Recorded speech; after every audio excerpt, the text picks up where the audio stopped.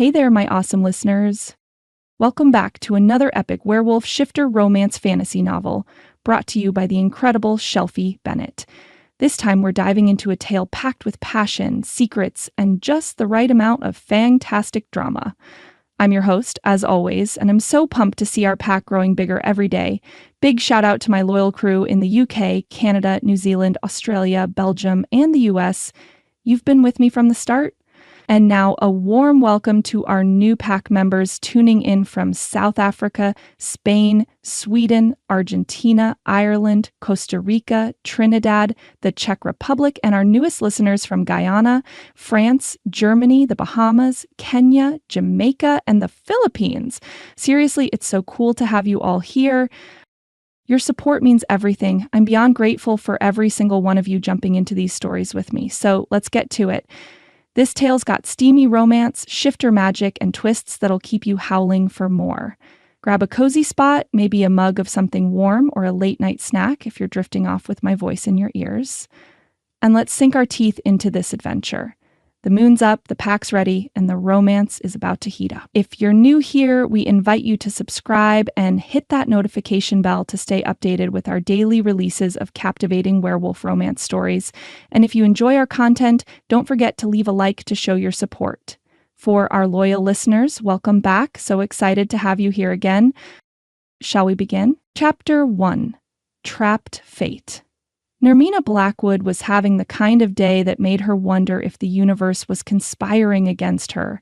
First, her alarm had failed to go off. Then her coffee maker had decided today was a great day to die. And now, as she practically sprinted across the gleaming marble lobby of Archer Tower, her thick curls bouncing wildly around her shoulders, she was 15 minutes late for the meeting that could save her tattoo shop. The portfolio case clutched in her hand felt heavier than it should, weighed down with expectations and desperation more than the carefully selected samples of her best work. She'd spent hours curating the perfect representation of what Skin Stories could offer to high-end clients, the kind of clients who could turn her struggling business around with a single contract. "Hold the elevator," she called, spotting a set of doors beginning to close.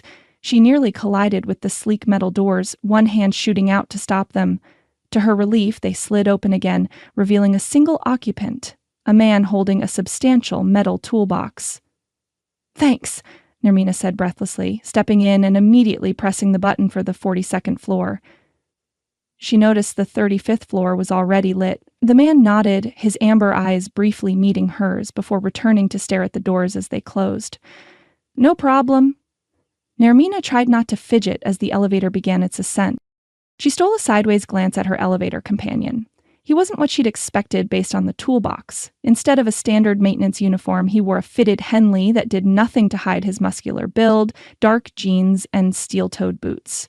Dark waves of hair were neatly trimmed on the sides, but longer on top, and a hint of stubble shadowed his strong jawline. The silence stretched between them, broken only by the soft hum of the elevator. "Busy day?" he asked suddenly, his voice surprisingly gentle for someone with his solid presence. "You could say that." Nermina adjusted her grip on her portfolio. "Everything that could go wrong did, and now I'm late for a meeting that could make or break my business." She wasn't sure why she was sharing this with a stranger, but something about him made it feel natural. "What kind of business?" His gaze dropped to her arms, where intricate tattoos peeked out from beneath her three-quarter sleeves. "I own a tattoo studio, Skin Stories." She shifted her weight, her heeled boots making a soft tap against the elevator floor. "I'm meeting with a potential investor who might help me expand the business." He nodded thoughtfully. "Cool name. Thanks. And you? What brings you here with that?" She gestured toward the toolbox. "HVAC system on the 35th floor is acting up. Some executive's office is too hot, apparently an emergency." The slight curl of his lips suggested what he thought about rich people's definition of emergency. Nermina was about to respond when the elevator suddenly lurched violently. She stumbled forward, her free hand instinctively grabbing the rail along the wall. Her portfolio case slipped from her grip, landing with a thud on the floor. The lights flickered once, twice, then went out completely. For a terrifying moment, they were in complete darkness before dim emergency lighting activated, casting the elevator in an eerie bluish glow. What the hell? Nermina's heart hammered against her ribs. The elevator had stopped moving. Completely stopped. Unlike Nermina's rising panic, the man remained strangely calm. He set his toolbox down carefully and immediately moved to the control panel, his movements deliberate and unhurried. "We're stuck," he said, pressing the emergency call button, "between floors 30 and 31. No, Nermina muttered, frantically reaching for her phone. This can't be happening, not today. She pulled up her contact list, but the no service message at the top of her screen made her groan in frustration. Great, no signal. The man, she realized she didn't even know his name, was examining the panel closely, his brow furrowed in concentration. Shouldn't there be a response from security or something? Nermina asked, anxiety making her voice sharper than intended. There should be, he agreed, his calm unruffled by her tone. He pressed the emergency button again, holding it down longer this time. Nermina paced the small confines of the elevator, 3 steps one way, 3 steps back. I can't believe this. This meeting was my last shot. They're never going to reschedule. She ran a hand through her hair, disturbing the careful styling she'd spent precious minutes on that morning. Hey, the man said softly, drawing her attention. Take a deep breath. Panicking won't help. She wanted to snap at him that she knew that, but something in his steady gaze made her follow his advice instead. She inhaled deeply, held it for a moment, then released it slowly. Better? He asked. Not really, she admitted, but thanks for trying. She glanced at her watch. I'm already 20 minutes late. Even if they fixed this right now, I'd still have missed my chance. The reality of it settled on her shoulders like a physical weight. The man frowned, then reached into his pocket and pulled out his own phone. No signal either. He returned to the panel, this time pressing a different button. To Nermina's surprise, a crackle of static filled the elevator, followed by a distant voice. Hello, is someone in elevator 3? The man caught Nermina's eye, a small victorious smile playing at his lips. Yeah, we're stuck between floors 30 and 31. Any idea what happened? Sir, we've had a power surge that affected the elevator systems. Engineering is working on the problem, but it might take some time to restore full functionality. How much time? The man asked, his voice still remarkably even. There was a pause before the answer came. I'm afraid we're looking at a minimum of 2 hours, possibly longer. Nermina couldn't contain her dismay. 2 hours? She exclaimed, loud enough for the security person to hear. I'm sorry, ma'am, we're doing everything we can. The man thanked the security officer and released the button, turning to face Nermina fully. Looks like we'll be getting to know each other better, he said, extending his hand. I'm Marco Leone. Nermina hesitated only briefly before taking his hand. His palm was surprisingly warm against hers, the contact sending an unexpected tingle up her arm. Nermina Blackwood, she replied, withdrawing her hand perhaps a bit too quickly. Marco nodded, then bent to pick up her fallen portfolio, handing it back to her with care. Well, Nermina Blackwood, since we're going to be elevator companions for a while, might as well get comfortable. As he spoke, he slid down to sit on the floor, his back against the elevator wall, seemingly unconcerned about being trapped. Nermina remained standing, clutching her portfolio to her chest like a shield, torn between frustration at her ruined opportunity and an odd, inexplicable awareness of the stranger with the too calm demeanor and amber eyes that seemed to see right through her. 20 minutes had passed since their initial communication with security, and Nermina was still pacing. She'd long since given up hope of making her meeting, but that only heightened her anxiety. Her fingers twisted nervously around the strap of her portfolio case as she checked her watch for the 5th time in as many minutes. Your investor isn't going to wait 2 hours? Marco asked from his position on the floor. He'd been watching her with those unnerving amber eyes, tracking her movements like he could read her thoughts in each restless step. I doubt they'd wait 10 minutes, Nermina replied, finally giving in and sliding down the opposite wall to sit across from him. Pinnacle Investments doesn't reschedule for nobodies like me. They've got artists and entrepreneurs lined up around the block. Marco cocked his head slightly. You're not a nobody. The simple statement caught her off guard. You don't even know me. I know you own a business. I know you create art. He nodded toward her tattoo-covered arms. That makes you somebody. Nermina wasn't sure how to respond to the unexpected vote of confidence. Before she could formulate a reply, the intercom crackled to life again. Attention passengers in Elevator 3. Engineering has informed us the issue is more complex than initially assessed. We're looking at approximately 4 hours for repairs. We apologize for the inconvenience. 4 hours? Nermina's voice rose in disbelief. Are you kidding me? Marco frowned, his expression shifting from mild concern to something more determined. He rose in a smooth, fluid motion and pressed the call button. This is Marco Leone in Elevator 3. Is there any way to expedite the rescue? 4 hours seems excessive. I'm sorry, sir, came the apologetic reply. We have multiple systems affected by the power surge. The elevators are being addressed in order of priority. Priority? Marco echoed, a speculative look crossing his face. What determines priority?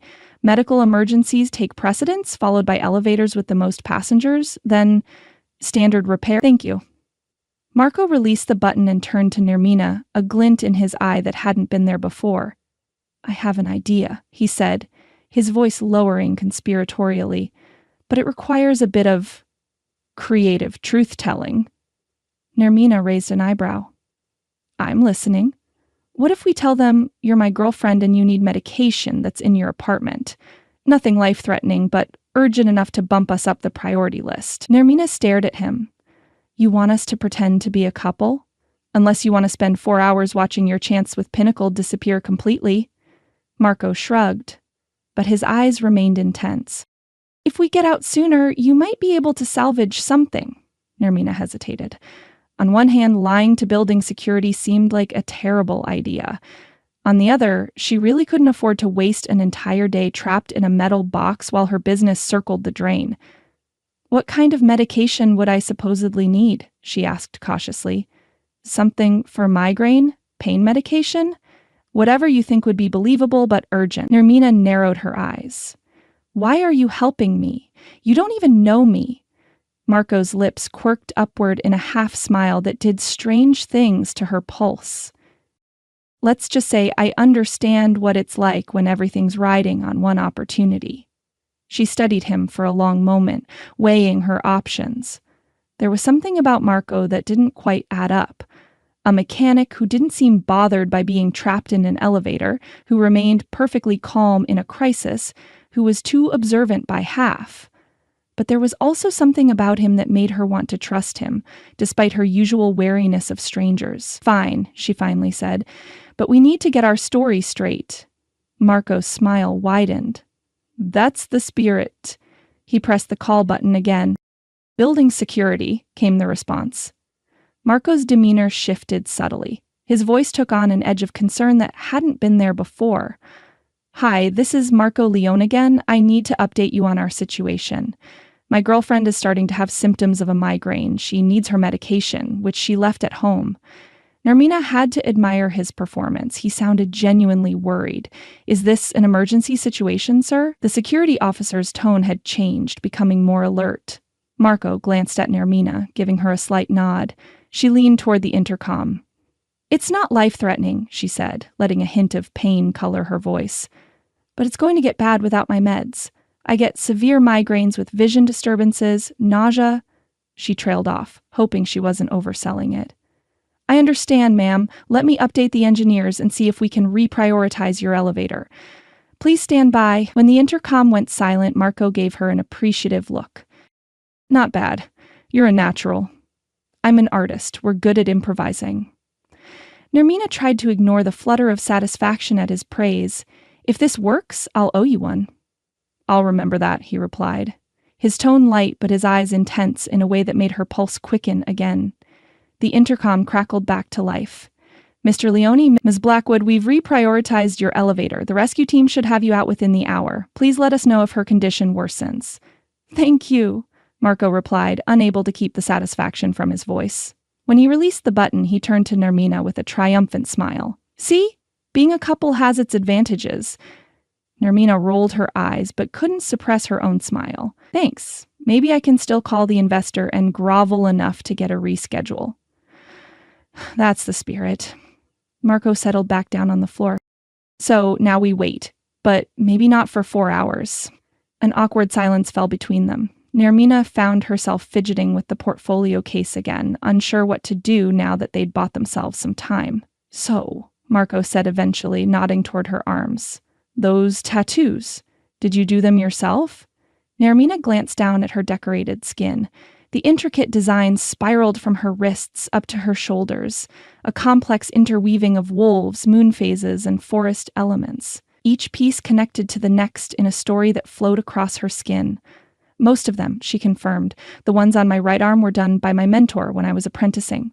They're incredible, Marco said, leaning forward with genuine interest. I've never seen anything quite like them. Something in his tone made her believe him. Most people complimented her tattoos out of politeness, but Marco seemed genuinely fascinated, almost affected. Thank you. She hesitated, then settled the portfolio case on her lap. Would you like to see more of my work? Marco's eyes lit up. Absolutely. Nermina unzipped the case, pulling out her leather-bound portfolio. She moved to sit beside him, close enough that their shoulders almost touched. As she opened the book, she caught a scent from him, something earthy and wild, like forest air after rain. These are some of my best pieces, she explained, turning pages to reveal photographs of her work. Each image showed tattoos with her distinctive style, realistic yet somehow mystical, with an emphasis on natural elements and wildlife. Marco's fingers hovered over a particular page, not quite touching, but clearly drawn to the image. It showed a back piece she'd done on a client last year, a wolf pack moving through a moonlit forest, the lead wolf standing atop a cliff howling at a full moon. This one, he murmured, his voice suddenly hoarse. It's powerful. Nermina studied his reaction with curiosity. People often responded emotionally to her work, but Marco's reaction seemed deeper, more visceral. For a moment, she could have sworn his eyes shifted color, the amber darkening to something richer, more gold. But then he blinked, and it was gone. The pack design is one of my signatures, she explained, trying to ignore the strange electricity in the air between them. Something about wolf social structures fascinates me. The loyalty, the community, the balance between individualism and collective strength. Marco swallowed visibly. You really understand them. There was something odd in his statement, as if he was talking about more than just artistic interpretation. Nermina tilted her head, studying him. I've always felt drawn to wolves. Even as a kid, I'd draw them constantly. My grandmother used to say we had wolf blood somewhere back in our family line. She gave a self-deprecating laugh. Crazy family legends. Marco didn't laugh. Instead, he looked at her with an intensity that made her skin prickle with awareness. Family legends often have kernels of truth, he said quietly. Before Nermina could respond to that cryptic statement, Marco gently turned to the next page in her portfolio. She couldn't shake the feeling that something significant had just passed between them, something neither of them fully understood. As they continued looking through her work, Nermina became aware of how comfortable she felt beside this stranger. Despite the circumstances, despite her usual guardedness, there was an ease between them that defied explanation. It was as if some part of her recognized some part of him, like pieces of a puzzle clicking into place. Marco paused on a page showing a series of crescent moon designs. These would make amazing tattoos for my He stopped abruptly. For people I know. Bringing me business already? Nermina teased, trying to lighten the charged atmosphere. Marco's smile returned, warm and genuine. Maybe I am, assuming we ever get out of this elevator. About that. Nermina bit her lip. Thank you. For the idea, I mean. Not many people would go out of their way to help a stranger. Maybe we're not strangers, Marco replied, his eyes holding hers. Maybe we're just people who haven't known each other long. The simple statement shouldn't have affected her so strongly, but Nermina felt something shift inside her, a small crack in the walls she'd built around herself. Before she could examine the feeling too closely, the elevator intercom crackled to life once more. Mr. Leone, Ms. Blackwood, the rescue team is in position. We'll have you out in approximately 15 minutes. Please stand clear of the doors. Looks like your plan worked, Nermina said, carefully returning her portfolio to its case. My fake boyfriend saved the day. Marco's expression flickered with something unreadable before settling back into an easy smile. All part of the service. As they gathered their belongings and prepared for rescue, Nermina couldn't help but feel that their meeting hadn't been entirely accidental. There was something about Marco Leone, something wild and familiar and strange all at once, that called to her in ways she couldn't articulate. And as his eyes met hers once more, she had the distinct impression he felt it too. Despite the security officer's 15-minute promise, it was almost 2 hours before they heard the sounds of the rescue team working above them. By then, Nermina had abandoned all pretense of maintaining a professional distance. She sat shoulder to shoulder with Marco against the elevator wall, their conversation flowing with surprising ease. "No way," she laughed, shaking her head at his story. "You did not fix the governor's motorcycle in the middle of a charity parade." "Hand to heart," Marco insisted, eyes crinkling with amusement. "The engine seized up right in front of me. What was I supposed to do? Let the guy be stranded with 100 cameras pointed at him? I had my toolkit in my truck nearby. And he just let a random bystander work on his custom Harley?" Marco shrugged, that easy confidence she was coming to recognize emanating from him. "I have a way with engines. They trust me, and I trust them." He spoke about machines the way she spoke about her art, with a reverence that suggested a deeper connection than most people would understand. It was just one of many surprising layers she'd discovered beneath his calm exterior. "Is there anything you can't fix?" she asked, only half joking. Something flickered across Marco's face. A shadow of vulnerability quickly masked. "A few things," he admitted quietly. Before she could pursue that intriguing glimpse beneath his composure, a metallic clanging sound from above made them both look up. "Hello down there," a voice called. "We've got the emergency hatch open. Is everyone okay?" Marco was on his feet instantly, responding while offering Nermina his hand. "We're fine. My girlfriend was having migraine symptoms, but we've been managing." His hand was warm around hers, strong and steadying as she stood. The casual way he'd referred to her as my girlfriend shouldn't have sent a little thrill through her system. It was just their cover story, after all, but her body didn't seem to have received that memo. A face appeared at the rectangular opening in the elevator ceiling. "We're going to lower a harness for the lady first." Marco's arm slipped around her waist, a protective gesture that felt alarmingly natural. "Her name is Nermina," he corrected, a slight edge to his voice that hadn't been there before. The rescue worker nodded. "Of course." "Nermina, we'll have you out first, since you're not feeling well." Nermina started to protest that she was fine, that her migraine had been greatly exaggerated, but Marco squeezed her waist gently in warning. "Thank you," she said instead.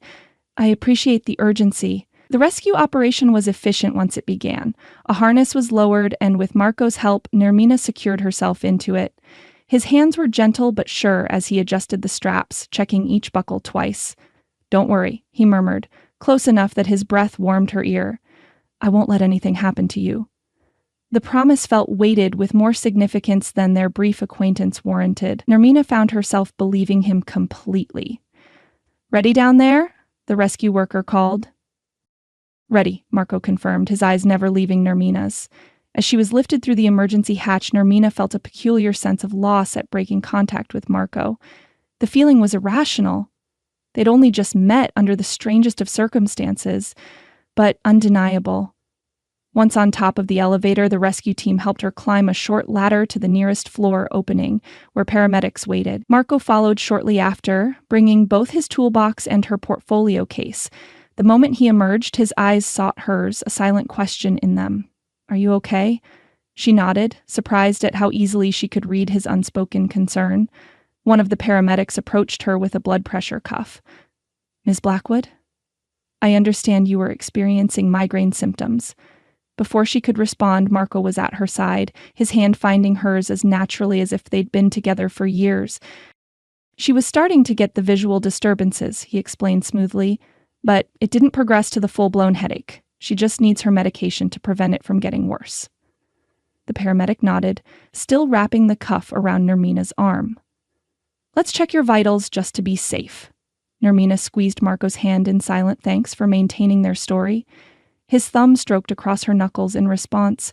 a small gesture that sent warmth spreading through her chest. After confirming that Nermina's vitals were normal, the paramedics released her with a recommendation to take her medication as soon as possible. As they gathered their belongings, the building's security manager approached them. "Ms. Blackwood, Mr. Leone, I want to personally apologize for the inconvenience today," he said, his expression professionally contrite. "I understand you had an important meeting scheduled, Ms. Blackwood?" Nermina nodded, resignation settling over her. "With Pinnacle Investments, but I'm sure they've moved on to the next appointment by now." The security manager looked surprised. "Actually, when we explained the emergency elevator situation, they were quite understanding. They've rescheduled you for next Monday at 10 a.m. Nermina stared at him, disbelief and hope warring in her expression. "They rescheduled?" "Yes, ma'am. They said, and I quote, 'Medical emergencies take priority over business any day.' They seemed quite concerned about your well-being." She turned to Marco, unable to contain her smile. "Did you hear that? They rescheduled." The warmth in his answering smile made her heart skip. "I told you it would work out."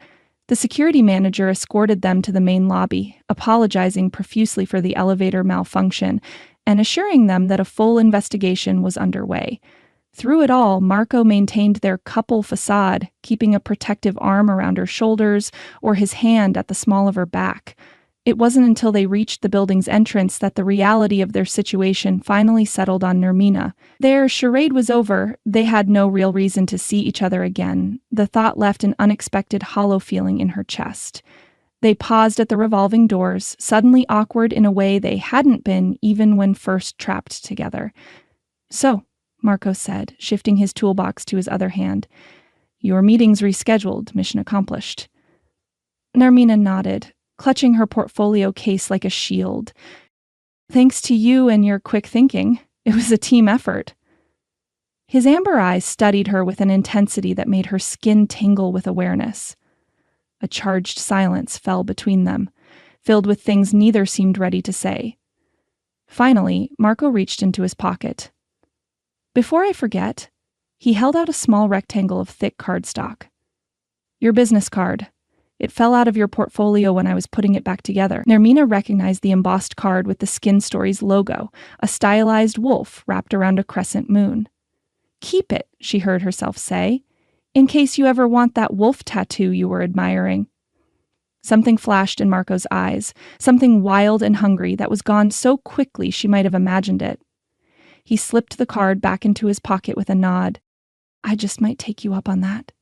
His voice had dropped to a lower register that sent a pleasant shiver down her spine. From across the lobby, an elderly janitor pushed his mop and bucket, seemingly focused on his task. Only Nermina noticed how the old man's pale blue eyes flicked between her and Marco, a knowing smile briefly lifting the corners of his weathered mouth. There was something familiar about him, though she couldn't place where she might have seen him before. "I should go," Marco said, though he made no move to leave. "I still have an HVAC system to fix."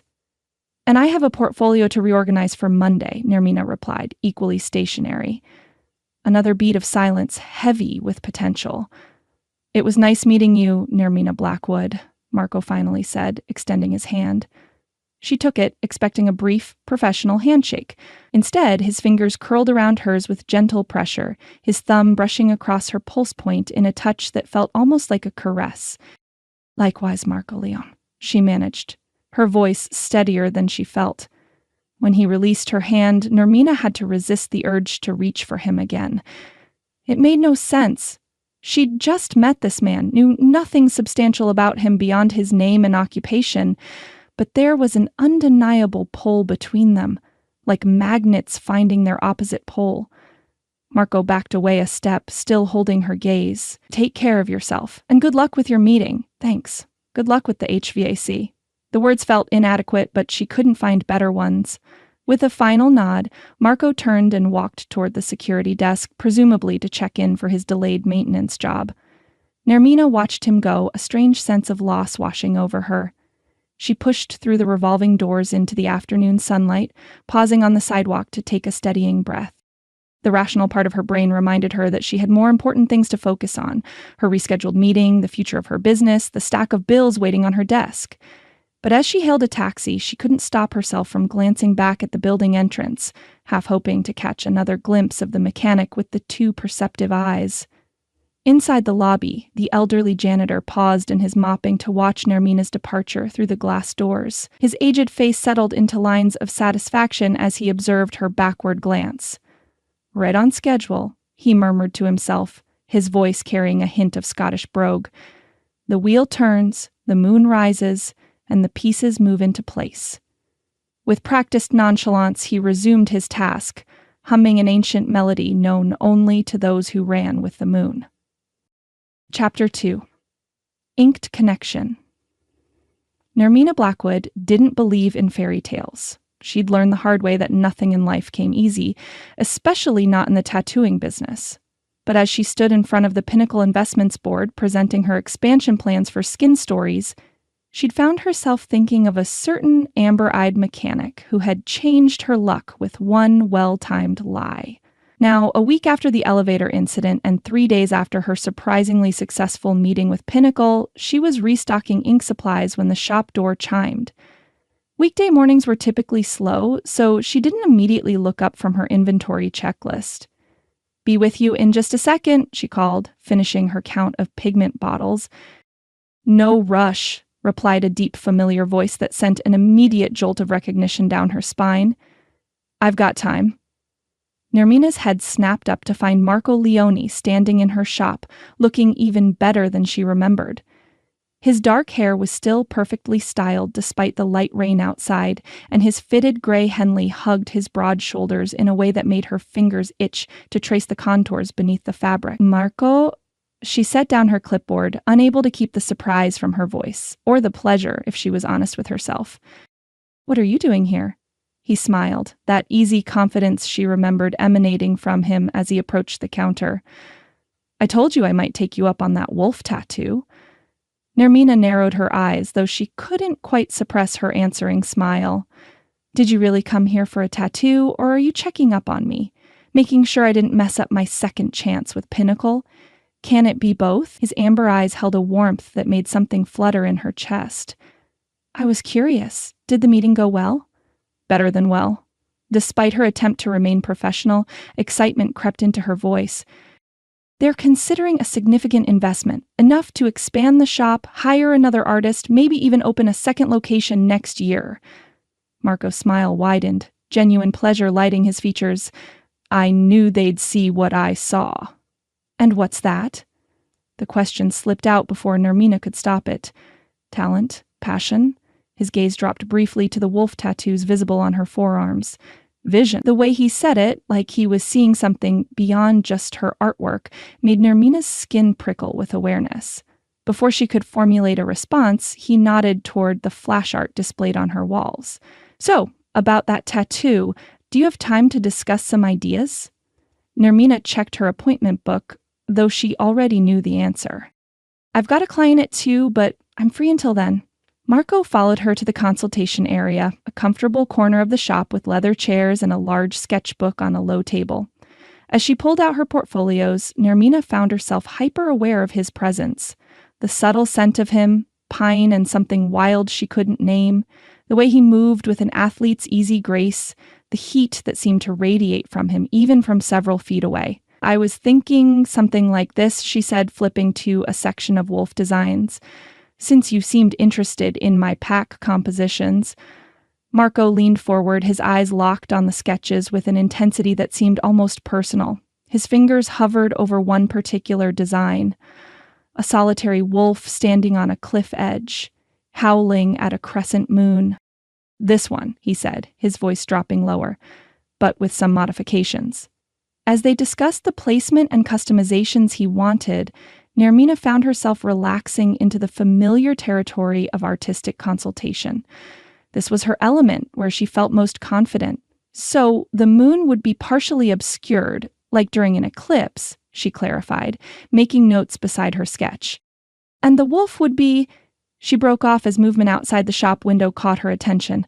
A woman with sleek blonde hair was peering in, her eyes widening in recognition. It took Nermina a moment to place her.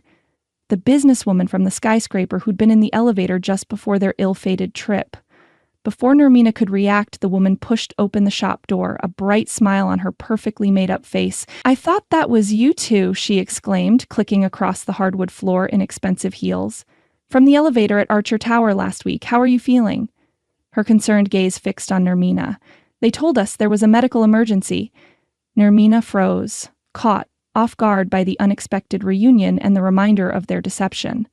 But Marco didn't miss a beat. In one smooth motion, he rose and moved to Nermina's side, his arms sliding around her waist as naturally as if they'd been a couple for years.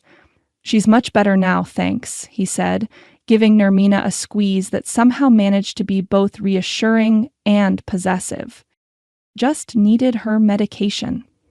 The contact sent a rush of warmth through Nermina's body, momentarily short-circuiting her brain.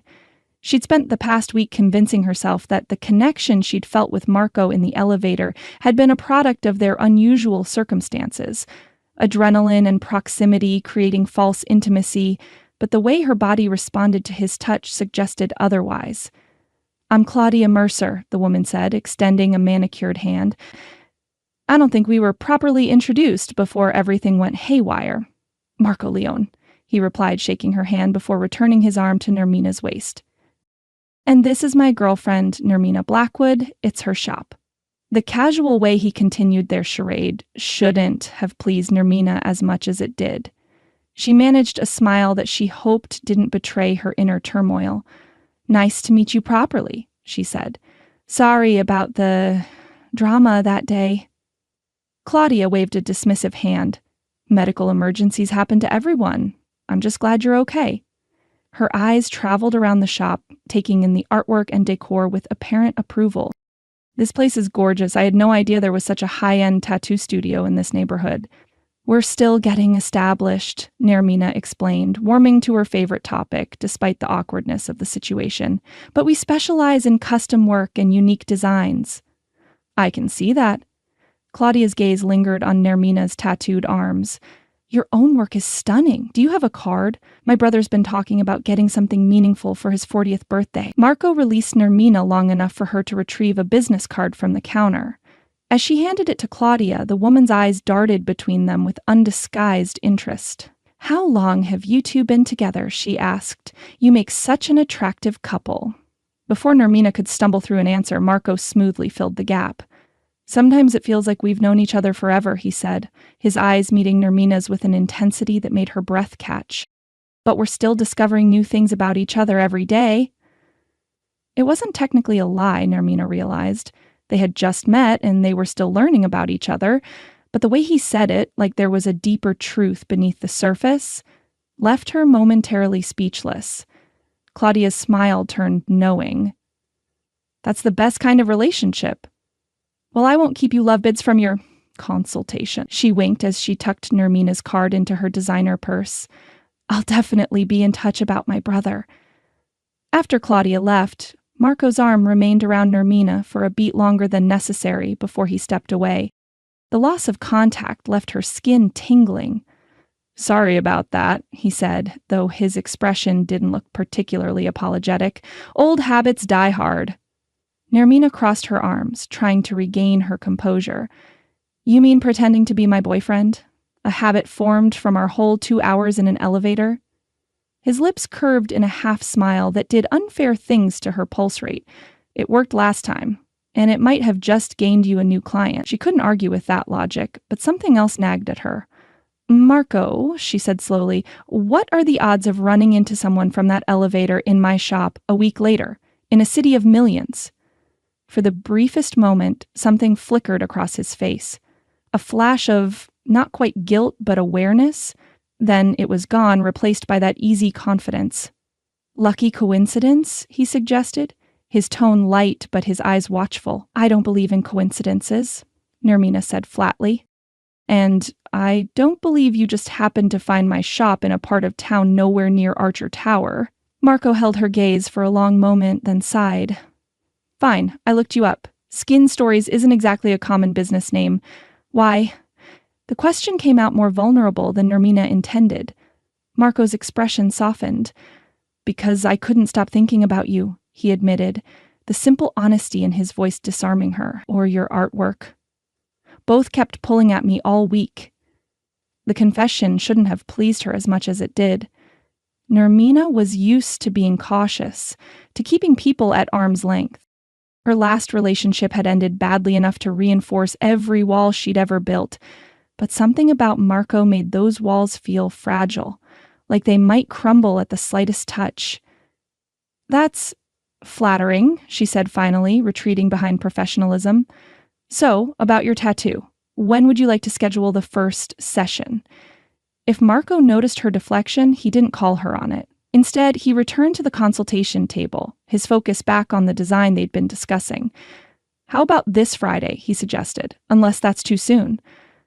Friday works, Nermina said, opening her appointment book. I have a slot at 4 p.m.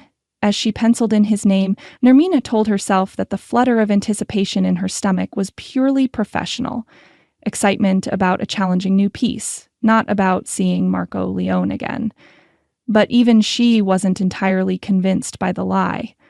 Friday arrived with the kind of perfect autumn weather that made the city feel magical. Crisp air, golden sunlight, and leaves just beginning to turn. Nermina had spent the morning finalizing Marco's design, tweaking the wolf's posture and the eclipse detailing until everything felt right. She'd poured herself into the work more than usual, though she refused to examine too closely why this particular client's satisfaction mattered so much. At precisely 3:55 p.m., the shop door chimed. Marco stepped inside, bringing with him that inexplicable energy that seemed to alter the very air around him. He wore a simple black t-shirt and dark jeans, practical for a tattoo session, but somehow managing to highlight every perfect line of his athletic build. Right on time, Nermina said, ignoring the little leap her heart gave at the sight of him. I've got everything ready. Eager to mark me, Nermina? The teasing gleam in his amber eyes sent heat crawling up her neck. Eager to create art, she corrected primly, though she couldn't quite suppress a smile. Come on back. She led him to her station where the finalized design waited on transfer paper. Marco examined it with that same intense focus she remembered from their consultation. It's perfect, he said finally, a note of something like reverence in his voice. You've captured exactly what I wanted. Nermina felt a rush of pleasure at his approval. Where are we placing it? She asked, all business despite the warmth in her cheek. Marco turned and pointed to his right shoulder blade. Here, I want it to be visible with certain shirts, but coverable when necessary. Take your shirt off and sit backwards in the chair, Nermina instructed, busying herself with preparing her inks to avoid staring as Marco pulled his t-shirt over his head in one fluid motion. When she finally turned back, Nermina nearly dropped her ink caps. Marco's torso was a masterpiece of lean muscle and smooth olive skin, unmarked by any previous tattoos, but bearing several small scars that only enhanced his rugged appeal. He straddled her chair backwards as instructed, arms folded over the backrest, the position displaying the perfect canvas of his upper back. Nermina swallowed hard and approached with alcohol wipes. I'm going to clean the area first, she explained, her voice professionally steady despite the riot of awareness coursing through her system. The moment her gloved hands touched his skin, she nearly gasped. Marco was hot to the touch. Not feverish, but significantly warmer than the average person. The heat radiated from him like he had a furnace burning beneath his skin. You're very warm, she commented, trying to sound casual as she swabbed his shoulder blade. Marco tensed slightly beneath her touch. High metabolism, he offered by way of explanation. I run hot. You certainly do, Nermina thought, but kept that observation to herself. As she applied the transfer paper and carefully peeled it away to reveal the stencil, she noted how perfectly the design seemed to settle into his skin, almost as if it belonged there. How does the placement look? She asked, holding up a mirror so he could see the reflection in the larger mirror behind him. Marco's eyes darkened as he studied the wolf design now outlined on his skin. It looks right, he said simply. Nermina nodded, feeling the same inexplicable rightness. Setting up her machine, she explained the process as she always did with first-time clients, though something told her Marco wasn't bothered by the prospect of pain. Ready? She asked, poising the needle over his skin. I've been ready for this longer than you know, Marco replied cryptically, settling more comfortably into the chair. The moment her needle touched his skin, Nermina felt a strange energy pulse between them, like a circuit completing. She paused, startled, but Marco showed no reaction beyond a slight deepening of his breathing. Everything okay? He asked when she hesitated. Fine, Nermina murmured, regaining her composure. Just getting the angle right. As she worked, Nermina fell into the familiar rhythm of tattooing, the buzz of the machine creating a meditative backdrop to their occasional conversation. What struck her most was how still Marco remained. Most clients fidgeted or tensed, especially during their first tattoo, but he stayed as steady as stone, his breathing deep and even. More unusual was how his skin reacted to the needle. Instead of the typical redness and swelling, the areas she'd already tattooed seemed to be healing almost immediately. By the time she'd finished outlining the wolf, the first sections looked days old rather than minutes. Have you ever gotten a tattoo before? She asked, pausing to wipe excess ink and blood from his skin, though there was remarkably little of the latter. No, Marco replied. Why? Nermina frowned slightly. Your skin is taking the ink unusually well, and you're hardly bleeding at all. A beat of silence followed her observation. Good genetics, he suggested, though the slight tension in his shoulders belied his casual tone. Very good genetics, Nermina agreed, deciding not to press the issue for now. Whatever was unusual about Marco's physiology, it was making her job easier, not harder. They lapsed into comfortable silence as she continued working, broken occasionally by questions or comments. Unlike many clients who felt compelled to fill the quiet with nervous chatter, Marco seemed perfectly content to exist in the shared space of concentration. It created an intimacy that felt both new and strangely familiar. After about an hour, the overhead light above Nermina's station began to flicker, casting annoying shadows across her work. Damn it, she muttered, pausing midline. That bulb's been acting up all week. Hold on, I need to adjust my lamp. Before she could reach for her auxiliary light, Marco glanced up at the fixture. Mind if I take a look when we take a break? Might be a loose connection in the socket. You don't have to do that, Nermina protested. You're the client. Marco turned his head to give her a lopsided smile that made her stomach flutter. I'm a mechanic. I fix things. It's what I do. The simple statement carried a weight of sincerity that disarmed her. Okay, she conceded. We're due for a break anyway. Let me wrap this section first. Once she'd temporarily covered the work in progress, Marco rose from the chair, rolling his shoulders with a fluid grace that made it hard for Nermina not to stare. He reached easily for the light fixture, his height allowing him to access it without a ladder. Got a screwdriver? He asked, examining the base of the fixture. Nermina retrieved her toolkit from beneath the counter. As she handed it to him, their fingers brushed, sending that same inexplicable energy sparking between them. Marco's eyes met hers briefly, an unspoken acknowledgement passing between them. He felt it too. While he worked on the light, Nermina took the opportunity to mix more ink colors for the shading she'd begin after the break. She tried not to be too obvious about watching the play of muscles across his bare back as he reached up to adjust something in the fixture. There, he said after a few minutes, flipping a switch. The light came on, steady and bright.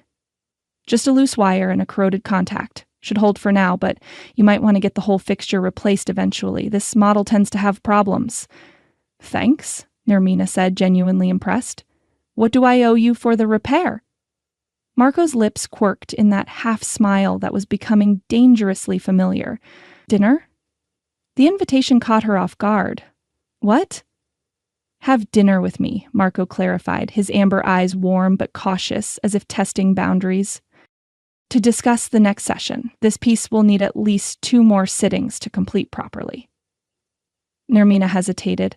The professional in her knew she should maintain boundaries with clients. The woman in her, however, couldn't deny the pull she felt toward Marco. A pull that went beyond physical attraction into something she couldn't quite define. As she wavered, movement outside the shop window caught her eye. An elderly man in a janitor's uniform was slowly sweeping the sidewalk, his white hair pulled back in a neat ponytail. When he glanced up, Nermina recognized the pale blue eyes of the janitor from Archer Tower. He met her gaze briefly, a knowing smile crossing his weathered face as he nodded once, almost approvingly, before continuing on his way. The strange coincidence, the same janitor, now outside her shop, should have alarmed her. Instead, it felt like a sign, though of what, she couldn't say. Nermina? Marco's voice drew her attention back to him. If it's crossing a line... No, she found herself saying. I mean, yes, dinner would be nice. A smile tugged at her lips. To discuss the next session, of course. Of course, Marco agreed, though the gleam in his eyes suggested they both knew it was more than that. As they resumed the tattoo session, Nermina tried to focus solely on her work, the careful shading of the wolf's fur, the subtle details in the eclipse backdrop. But her mind kept wandering to the dinner invitation she'd accepted, to the inexplicable connection she felt with this man she barely knew. Her grandmother had once told her that some souls recognized each other across time and space. As a child, Nermina had loved the romance of the idea. As an adult, she'd dismissed it as the kind of fairy tale that real life constantly disproved. Yet as her hands moved across Marco's skin, adding permanent marks that somehow felt like they'd always been meant to be there, Nermina couldn't help wondering if some fairy tales might contain kernels of truth after all.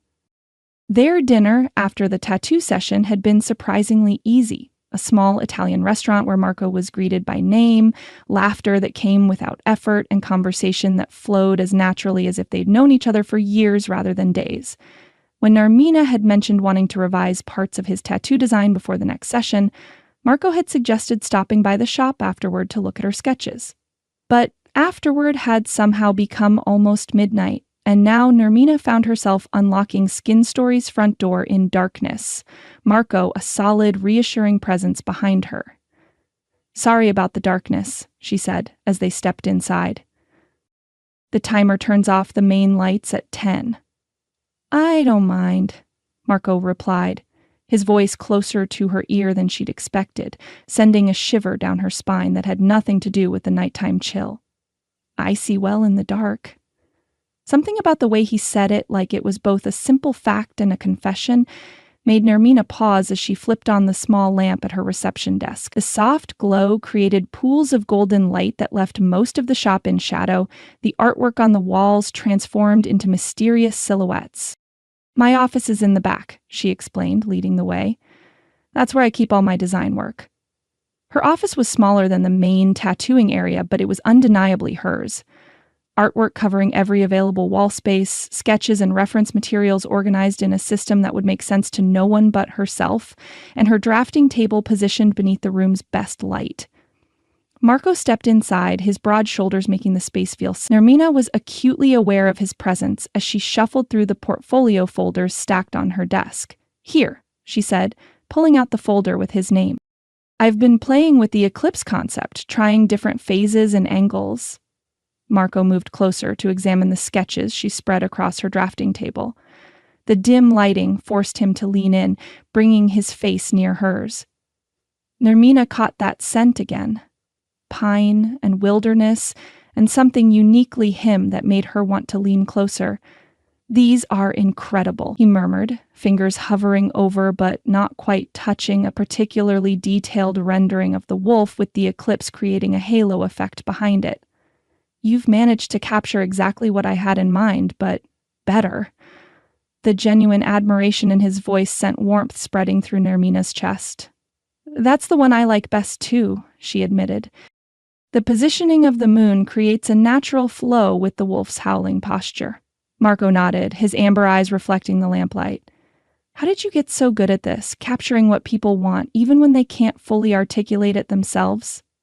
The question was asked with such sincere curiosity that Nermina found herself answering more honestly than she normally would with a client. I've always been able to see things, she said, running her fingers lightly over the sketch. Beneath the surface, I mean. What people are really asking for, even when they don't have the words for it. She paused, considering. But with your design, it was different. It was like I already knew what it should look like the image was already there, waiting for me to find it. Marco's gaze intensified. That's how it felt for me, too, he said quietly. Like this wasn't just any tattoo, like it was meant to be part of me. The admission hung in the air between them, laden with meaning neither of them fully understood. To break the sudden tension, Nermina reached for a different folder. "Let me show you something," she said, pulling out a worn sketchbook with a battered leather cover. "This is my personal work, the things I draw just for myself." She placed the book between them on the drafting table and opened it carefully. Inside were sketches unlike her commercial work, raw, more primal, page after page of wolves in various poses, forest landscapes bathed in moonlight, ancient-looking symbols interwoven with natural elements. "These are..." Marco's voice trailed off as he turned the pages with a reverence that made Nermina's heart beat faster. "I started drawing these when I was a kid," she explained, moving slightly closer. "Long before I became a tattoo artist. My grandmother used to tell me stories about our ancestors, how they were connected to wolves, how they could speak to them through art." Marco looked up sharply at that. "Your grandmother passed these stories down to you?" Nermina nodded. "She used to say we had the old blood, whatever that meant." She gave a self-deprecating laugh. "I thought they were just fairy tales, but something about them always felt true to me. That's actually why I became a tattoo artist." "Tell me," Marco urged, his full attention on her face now rather than the sketches. Nermina rarely shared this part of herself, but in the intimate half-light of her office, with Marco looking at her as if her words were precious, she found herself opening up. "The world is constantly changing, constantly taking things away," she said softly. "I wanted to create something permanent, beauty that wouldn't fade or disappear when the moment passed." Her fingers absently traced one of the wolf drawings. "When I tattoo someone, I'm giving them something that becomes part of them forever, something that transforms them, even in a small way." Marco's expression deepened with an emotion she couldn't quite identify. "Transformation," he repeated, the word seeming to hold special significance for him. "That's what you do, isn't it? You transform people through your art." "I guess I never thought of it that way," Nermina admitted. "But yes, maybe I do." Marco stepped closer, closing the already small distance between them. "You're transforming me," he said, his voice dropping to a lower register that seemed to vibrate through her very bones. "With every line of ink, with every stroke of your needles, you're changing something fundamental in me." The intensity of his statement should have alarmed her, but instead it resonated like a truth she'd always known. Nermina looked up to find his face mere inches from hers, his amber eyes nearly glowing in the dim light. "Marco," she whispered, not even sure what she wanted to say. He reached up slowly, giving her every opportunity to pull away, and brushed a strand of hair from her face. His fingers lingered against her cheek, unnaturally warm and infinitely gentle. "I've been fighting this since the moment I saw you," he confessed, his gaze dropping to her lips, "trying to take it slow, to be professional. But there's something between us, Nermina. Something I can't explain." "I feel it too," she admitted, her body swaying toward his as if pulled by an invisible force. The air between them seemed charged with electricity, with potential energy just waiting to be released. Marco's hand slid to cup the nape of her neck, his thumb brushing the sensitive skin beneath her ear. "Tell me to stop," he murmured, his breath warm against her lips. "If this isn't what you want." In answer, Nermina closed the final distance between them, pressing her lips to his. The contact was like completing a circuit. Heat surged through her body, a rush of sensation so intense it nearly took her breath away.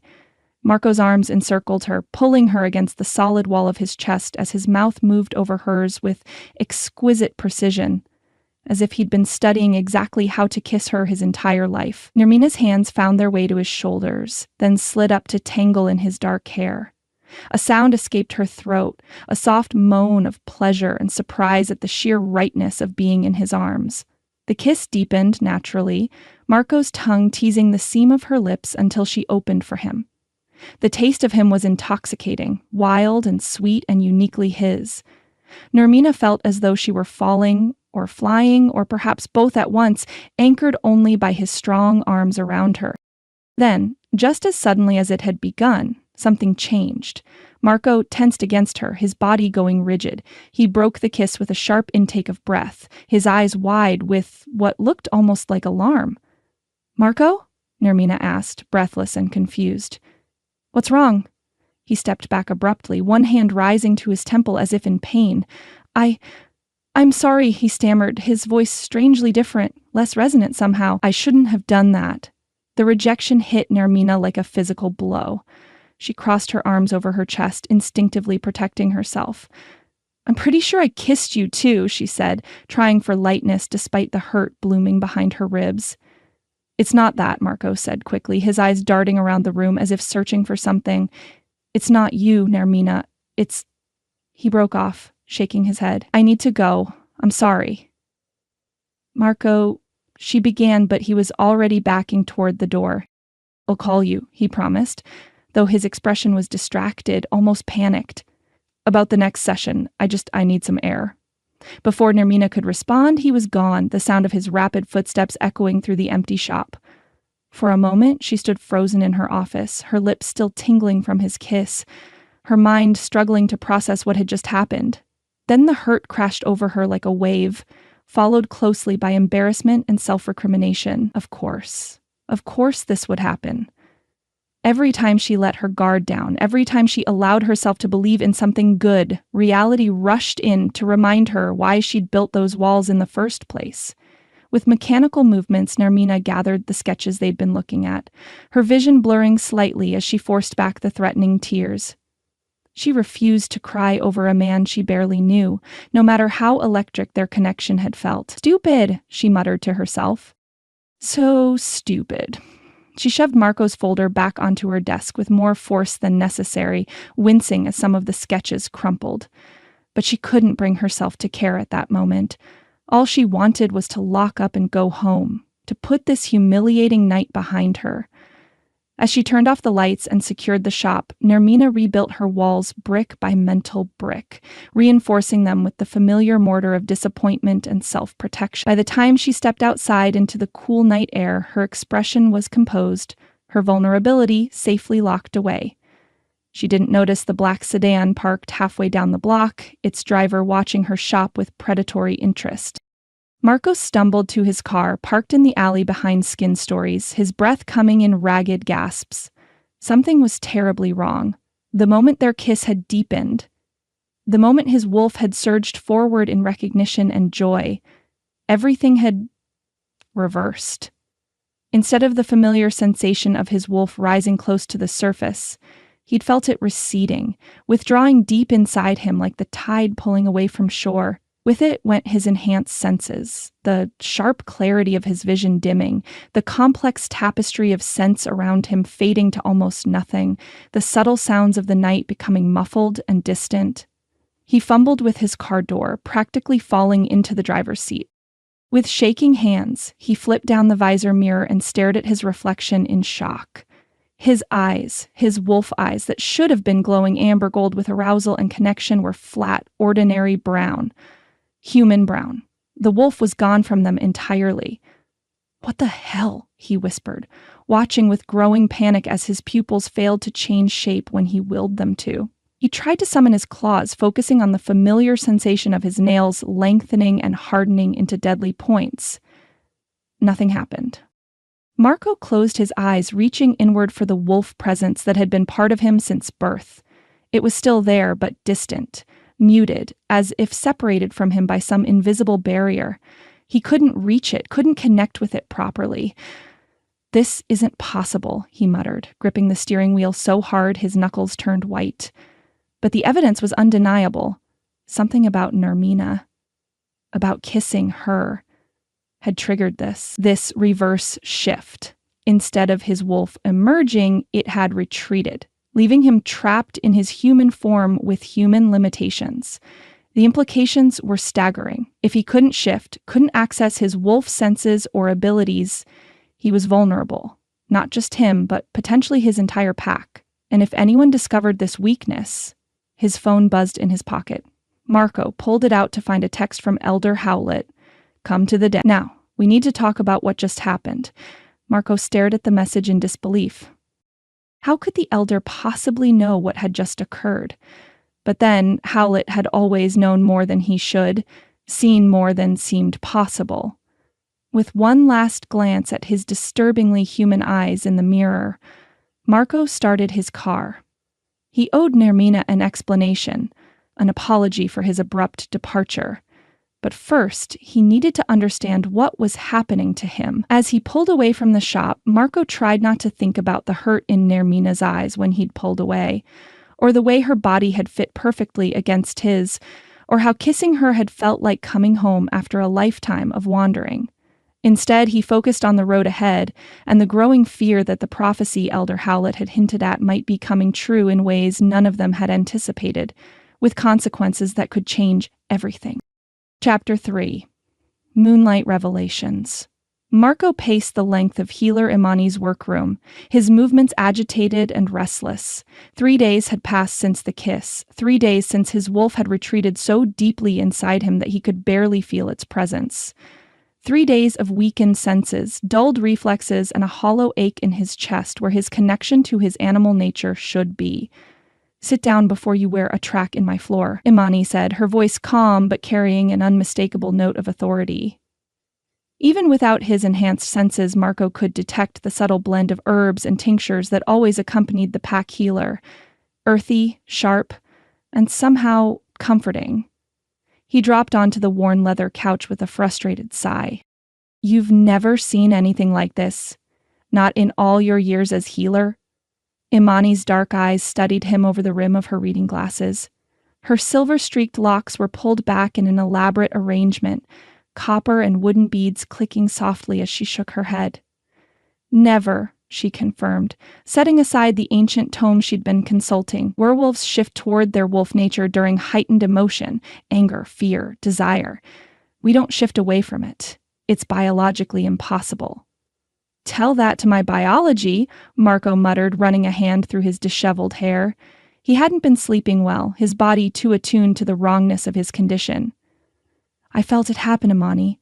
The moment I kissed her, it was like my wolf just retreated, like it was being pulled back inside me instead of coming forward." Imani steepled her fingers, her numerous rings catching the light from the candles scattered around her workspace. "And it hasn't returned to normal since?" Marco shook his head. "I can still feel my wolf, but it's distant, muted. I've tried shifting. Nothing happens. My senses are barely above human level. Even my body temperature has dropped." He let out a humorless laugh. "Do you know, I actually felt cold this morning. I haven't felt cold since I was a pup." The healer rose from her chair, moving to stand before Marco. Without asking permission, she placed her palms on either side of his face, her eyes closing in concentration. Marco remained still, accustomed to Imani's methods after a lifetime of pack healing. "Your energy is disrupted," she said finally, her brow furrowed. "It's as if something is interfering with the natural flow between your human and wolf aspects. I can feel your wolf, but it's being held back somehow." She released him, stepping away with a troubled expression. "This isn't a medical condition I can treat with herbs or ritual. This is something else entirely." "Something to do with Nermina," Marco said, the certainty in his voice surprising even himself. Imani returned to her desk, rifling through a stack of leather-bound journals until she found the one she sought. "Tell me about her again," she prompted, opening the book to a blank page and picking up a pen. "Everything you know." Marco closed his eyes, Nermina's face appearing immediately in his mind's eye. "She's a tattoo artist, incredibly talented, especially with wolf imagery. It's like she understands wolves on an instinctive level, gets their nature in a way most humans don't." He paused, remembering. She mentioned her grandmother told her stories about their ancestors having a connection to wolves, said they had the old blood. Imani's pen paused mid-sentence. "The old blood," she repeated slowly. "Those exact words?" Marco nodded. She thought they were just family legends, or perhaps family history. Imani murmured, setting down her pen and turning to a different book. This one bound in faded red leather with strange symbols embossed on its cover. "There's a legend I heard once from my own mentor, about humans who could affect werewolves through their art." Marco leaned forward, a spark of hope kindling in his chest. "What kind of legend?" Imani's fingers traced the aged pages with reverence as she turned them carefully. "Long ago, before the Great Separation, certain human lineages developed abilities that complemented our own. They were allies to werewolf packs, using their gifts to help us. Some were healers like myself. Some were seers who could foretell danger, and some were artists. Artists? Marco echoed. Soul markers, they were called? Imani stopped on a page featuring an intricate illustration of a human woman drawing on a wolf's fur with what appeared to be painted symbols. They could create markings, what you might call tattoos today, that affected a werewolf's abilities, strengthened them, focused them, sometimes even dampened them when necessary. Marco stared at the illustration, his heart racing. You think Nermina might be a descendant of soul markers? It's possible. Imani studied the page with intense focus. The ability was hereditary, passed down through bloodlines. If her grandmother spoke of the old blood, it suggests some knowledge was preserved, even if its true meaning was lost over generations. But why would kissing her trigger this reverse shift? Marco asked, the frustration evident in his voice. Imani frowned, turning more pages. I don't know. The accounts are fragmentary at best. Most of our history was lost during the separation, when humans turned against supernatural beings. She closed the book with a sigh. I need to consult with Elder Howlett. He's the keeper of the oldest pack memories. He knows more than he's telling me, Marco said darkly. When this first happened, he texted me immediately, like he was expecting it. Howlett has his reasons for revealing things in his own time, Imani replied diplomatically. But this situation may force his hand. Whatever is happening to you, Marco, it's unprecedented and potentially dangerous, especially with the full moon only 10 days away. The reminder sent a chill through Marco. If he couldn't shift during the full moon, it was a possibility too disturbing to contemplate. What should I do about Nermina? He asked quietly. I left things badly. Imani regarded him with surprisingly gentle eyes for someone usually so pragmatic. You care for her? It wasn't a question, but Marco answered anyway. More than I should, considering how little time we've known each other. It doesn't make sense. The heart rarely does, Imani replied with the wisdom of her 60 years. But I would advise caution. Until we understand what's happening, further contact might exacerbate your condition. Marco nodded, though the thought of staying away from Nermina created a hollow ache in his chest that had nothing to do with his wolf and everything to do with the man. And if she is a soul marker, Imani's expression turned grave. Then the prophecy Elder Howlett has hinted at for years may be coming to pass. And your connection to this woman could change everything. For you, for her, and for our entire pack. Across town, Nermina was channeling her emotional turmoil into her art with an intensity that both exhausted and exhilarated her. Her sketchbook overflowed with new wolf designs, each more detailed and lifelike than anything she'd created before. It was as if meeting Marco had unlocked something within her, a deeper understanding of the wolves she'd always been drawn to, an ability to capture not just their physical form, but their very essence. The morning light streamed through the shop windows as Nermina put the finishing touches on her latest creation. A wolf pack moving through moonlit woods, their eyes seeming to gleam with intelligence, their movements so fluid they almost appeared to be running across the page. The bell above the door chimed, startling her from her artistic trance. Nermina glanced at the clock, surprised to find it was already past opening time. She'd been so absorbed in her work she'd lost track of the hours. Just a moment, she called, closing her sketchbook and moving to the front of the shop. A young woman with purple-tipped hair and multiple piercings waited by the reception desk, her eyes lighting up when she spotted Nermina. Are you Nermina, the wolf tattoo artist? She asked eagerly. Nermina blinked in surprise. I do all kinds of tattoos, but yes, I've done many wolf designs. That's why I'm here. My friend got a wolf piece from you last week, and it's incredible. I've never seen anything so realistic. The woman, Sarah, according to the paperwork she filled out, pulled out her phone to show a photo of a small wolf tattoo on what appeared to be her friend's shoulder. She said it was like you could see the wolf she wanted before she even described it properly. Nermina remembered the client, a quiet brunette who'd requested a solitary wolf. It had been one of many wolf-themed tattoos she'd done in the past week. In fact, now that she thought about it, there had been an unusual number of requests for wolf imagery since she'd met Marco.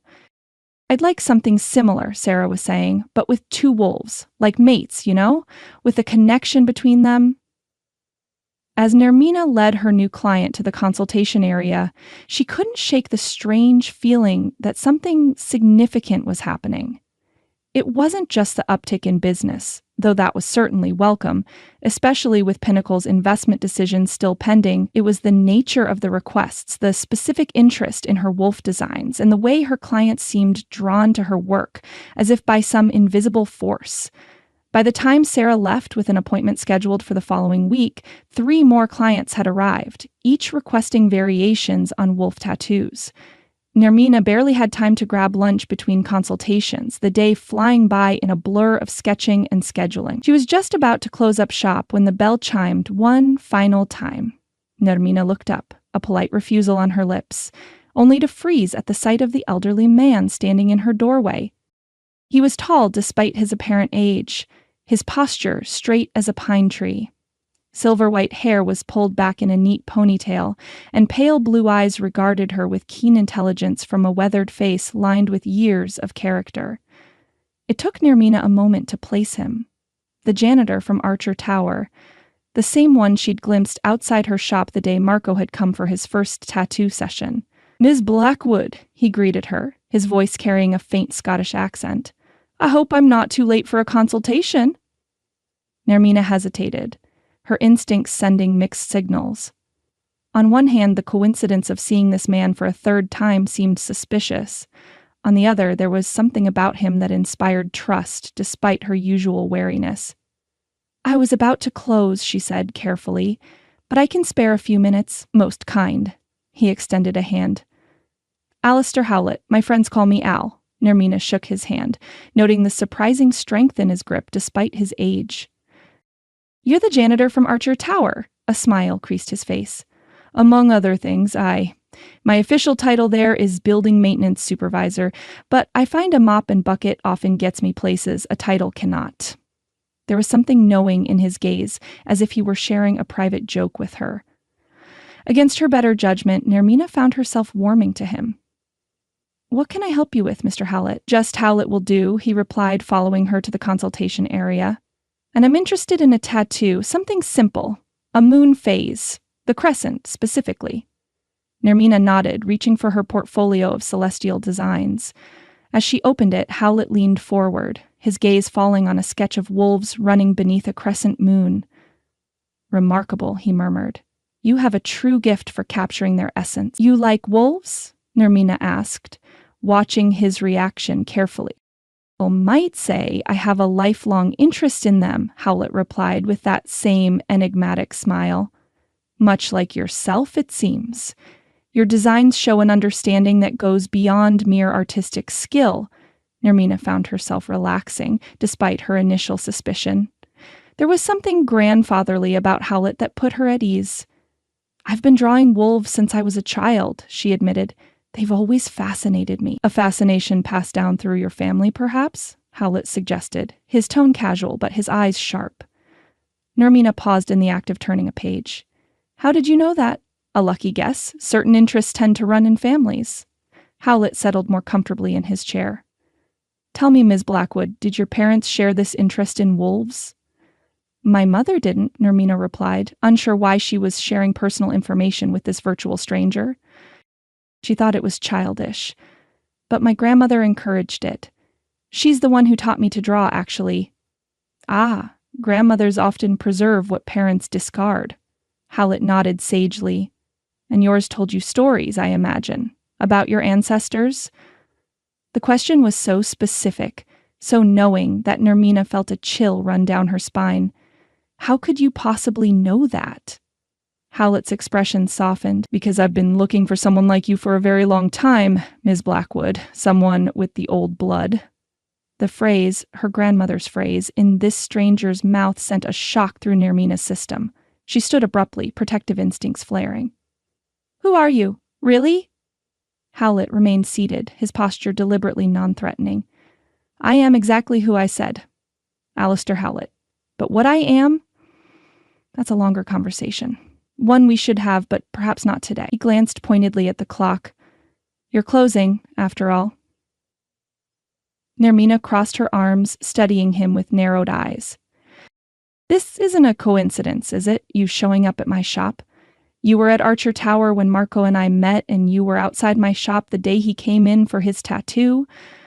Very observant, Howlett acknowledged with an approving nod.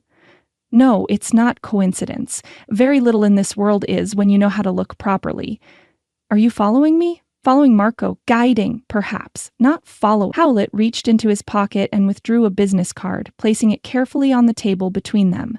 I would very much like that crescent moon tattoo, Ms. Blackwood, but more importantly, I think we should talk about your grandmother's stories, about what it means to have the old blood, and about why your wolf designs have become so much more powerful since you met Marco Leone.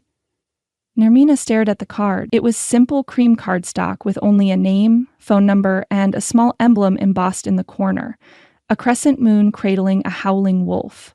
You know, Marco, she said, the pieces starting to align in a pattern she couldn't quite make out yet. I've known Marco since he was born, Howlett confirmed. His parents were dear friends of mine. Were.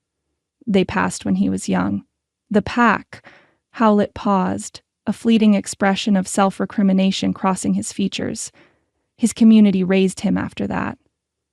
The slip seemed significant, though Nermina couldn't pinpoint why. Why are you here? What do you want from me? Howlett rose slowly, his movements deliberate and careful. I'm here because you're awakening, Ms. Blackwood.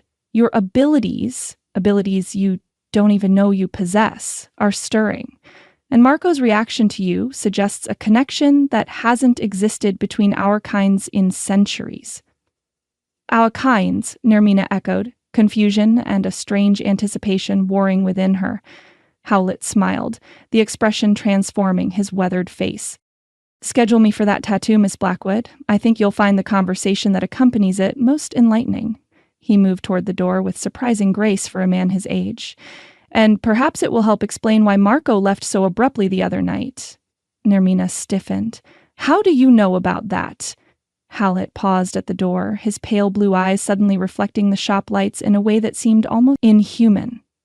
I know many things, Nermina Blackwood, including the fact that you are more than you appear to be, just as Marco is. With that cryptic statement, he nodded a polite goodbye and slipped out into the evening, leaving Nermina standing in her shop with a business card in her hand and a mind whirling with questions. Almost mechanically, she moved to her appointment book and wrote Howlett's name in the earliest available slot. Whatever game the old man was playing, whatever connection he had to Marco, she needed answers. Because the hollow ache she'd been carrying since Marco's abrupt departure wasn't fading as it should if he were just another man who'd walked away. It was growing stronger, as if some part of her recognized a truth her conscious mind couldn't yet comprehend. That what had begun in that elevator wasn't just a chance meeting, but the first step on a path that had been waiting for her all her life. Nermina was organizing her appointment book when her phone buzzed with an incoming text. She'd been deliberately keeping herself busy, taking on extra clients and redesigning her shop's logo, anything to avoid thinking about Marco and the kiss that had ended so abruptly. 4 days had passed without a word from him, and she'd almost convinced herself that whatever had sparked between them was better left extinguished. Almost. She glanced at her phone, expecting a message from one of her clients. Instead, Marco's name flashed on the screen, sending her heart into an immediate, traitorous gallop. I need to see you to explain, please. Nermina stared at the message, her thumb hovering indecisively over the screen. Pride urged her to ignore it, to protect herself from further disappointment. But something deeper, something that resonated with the strange conversation she'd had with Howlett the day before, pushed her to respond. Explain what? How you kissed me and then ran out like my lips were poisonous? His reply came almost instantly. I know I hurt you. I'm sorry. But there's more happening than you realize. Let me show you. Show her? What did that mean? Before she could analyze it further, another text arrived. My apartment rooftop at Sunset, 1220 Riverline Drive, Apt 7B. The view helps me think clearly, and I need all the clarity I can get right now. Nermina bit her lip, weighing her options. Meeting him on his territory, at his home, seemed more intimate than she was comfortable with after his rejection, but curiosity and that inexplicable pull she felt toward him won out. Fine. What time is sunset? 7:48 tonight. I'll meet you in the lobby at 7:30. She texted a simple confirmation, then set her phone down with shaking hands. What was she doing? Setting herself up for more confusion and hurt? Yet the memory of Howlett's words echoed in her mind. Marco's reaction to you suggests a connection that hasn't existed between our kinds in centuries. What had the old man meant by our kinds? And how was it connected to Marco's strange behavior? By the time 7:30 arrived, Nermina had changed outfits 3 times, mentally rehearsed a dozen different ways to maintain her dignity, and nearly talked herself out of going altogether. But as her rideshare pulled up to the converted industrial building where Marco lived, she felt that same inexplicable certainty that had guided her hand in her recent artworks, a sense that she was exactly where she needed to be. Marco was waiting in the lobby as promised. The sight of him after days apart hit her with unexpected force. He looked different somehow. His olive skin a shade paler, dark shadows beneath his amber eyes suggesting he hadn't been sleeping well. But the way those eyes locked onto her the moment she entered, with relief, hunger, and something like reverence, made her chest tighten with emotion she wasn't ready to name. You came, he said simply, the words carrying a weight beyond their simplicity. I said I would.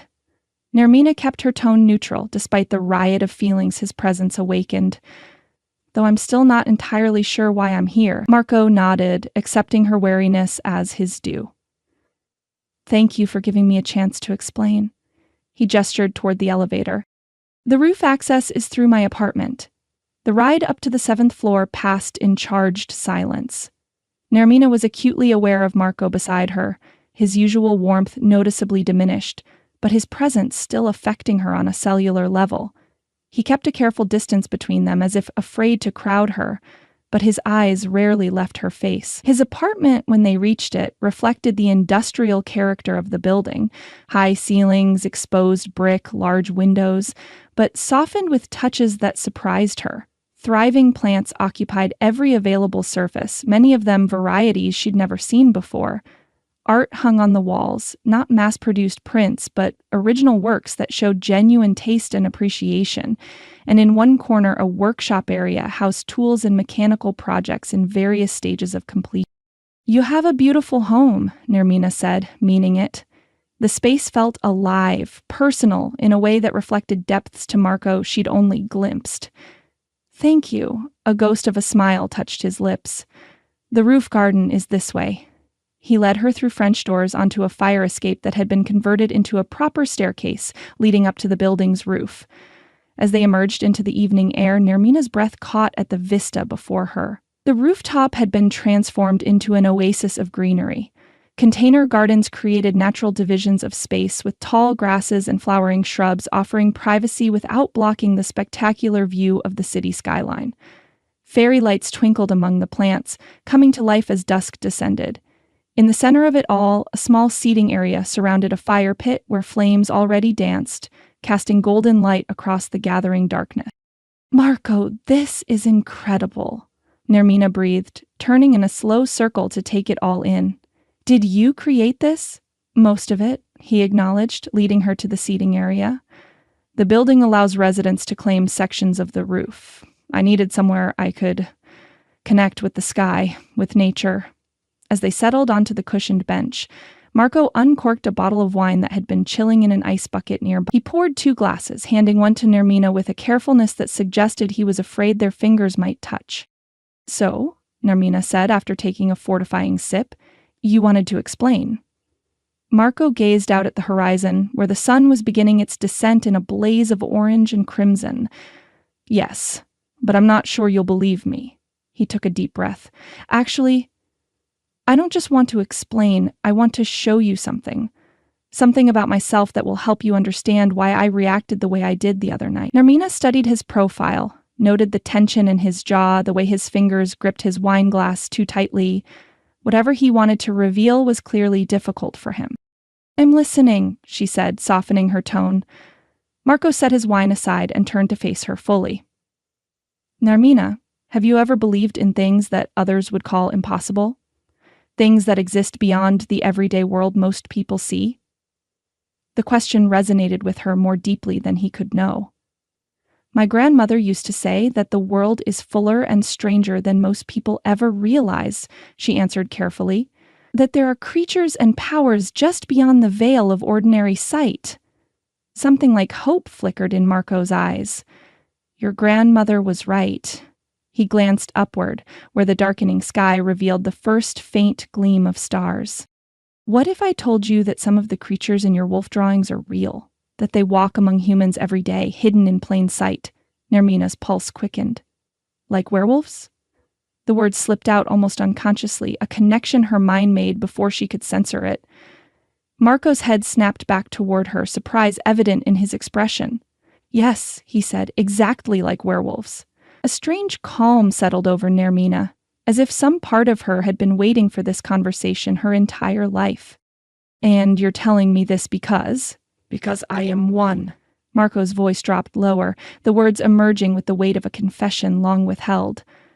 "I was born a werewolf. It's not a curse or a disease. It's my nature, my heritage. I can shift between human and wolf forms at will." He paused, watching her reaction carefully. "At least I could until recently." Nermina set her own wine down, her mind racing to process what he was saying. Part of her wanted to dismiss it as fantasy. Yet another part, the part that had always been drawn to wolves, that had created art that seemed to capture their very souls, whispered that he was telling the truth. "Until recently," she repeated, focusing on that part of his statement. "What changed?" Marco's gaze intensified. "You changed everything, Nermina. The night we kissed, something happened to me. Instead of my wolf nature emerging as it should have during such an emotional moment, it retreated. I felt it being pulled back inside me, becoming dormant in a way I've never experienced before." He stood abruptly, moving a few paces away to stare at the sky. Nermina followed his gaze and saw what had captured his attention. The full moon, rising huge and golden above the city skyline. "Tonight is the full moon," Marco continued, his voice strained.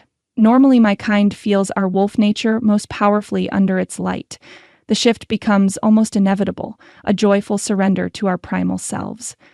He turned back to her, his expression vulnerable in a way that tugged at her heart. "I want to show you what I am, Nermina.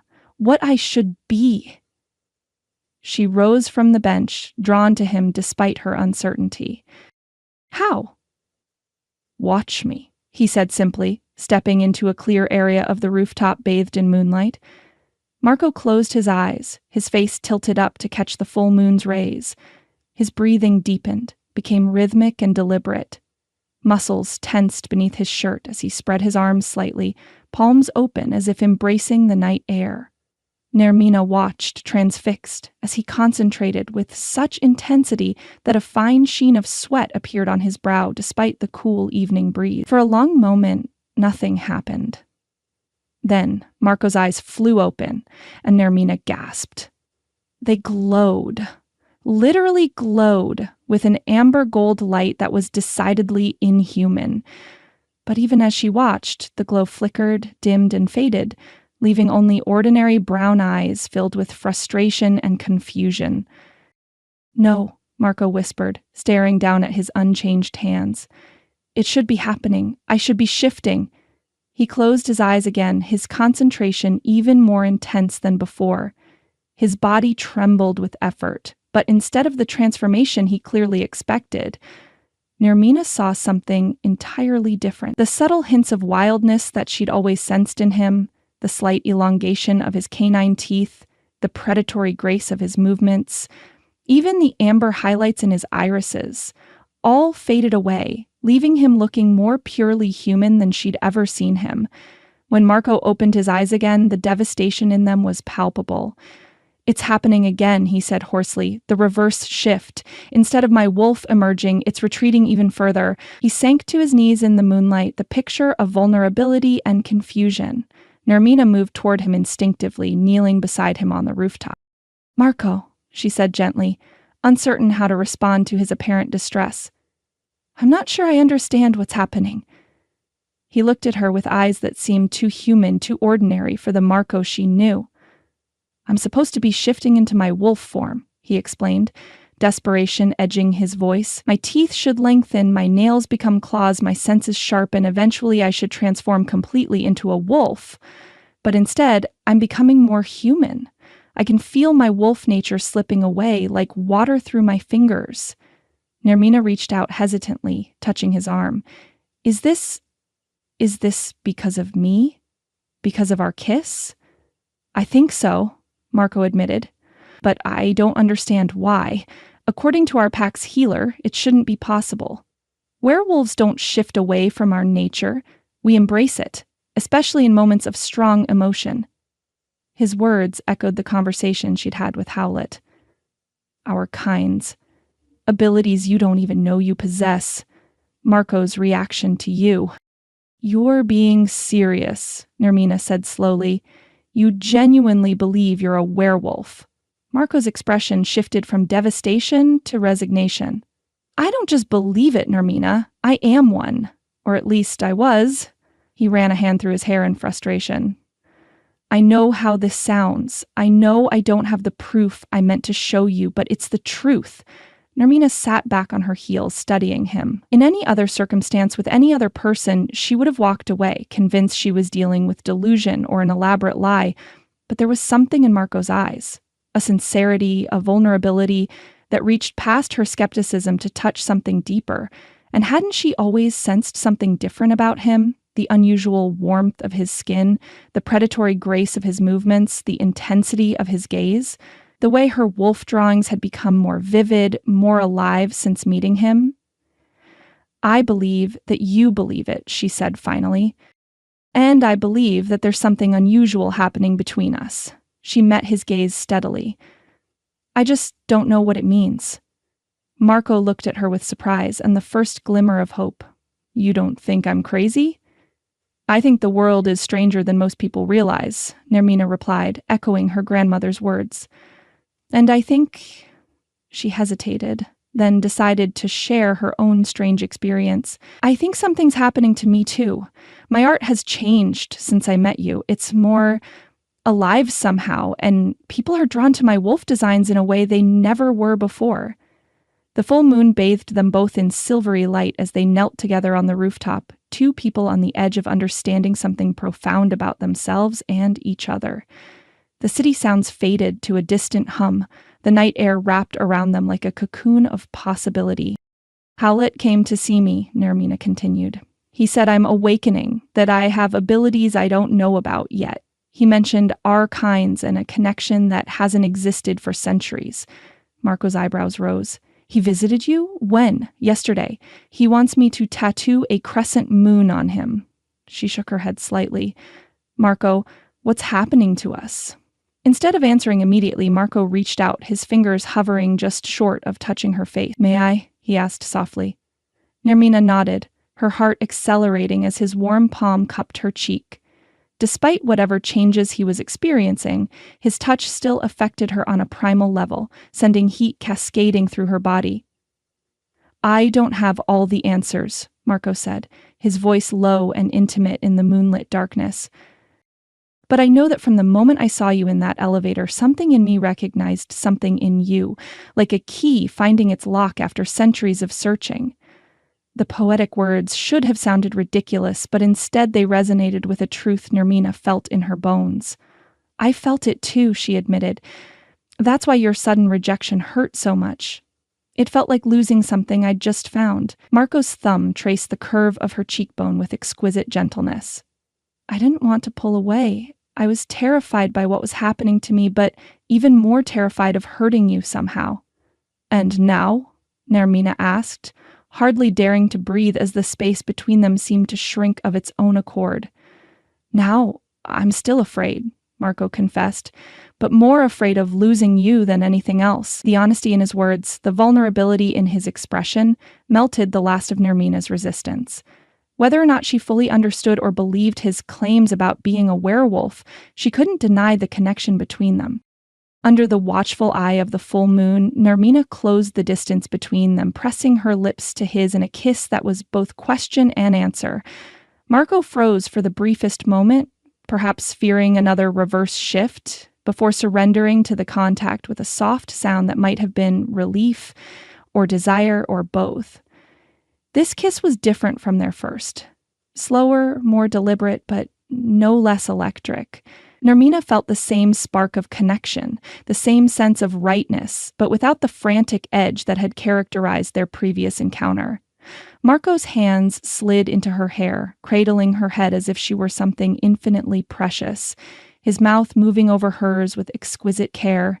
When they finally broke apart, both breathing harder, Marco rested his forehead against hers.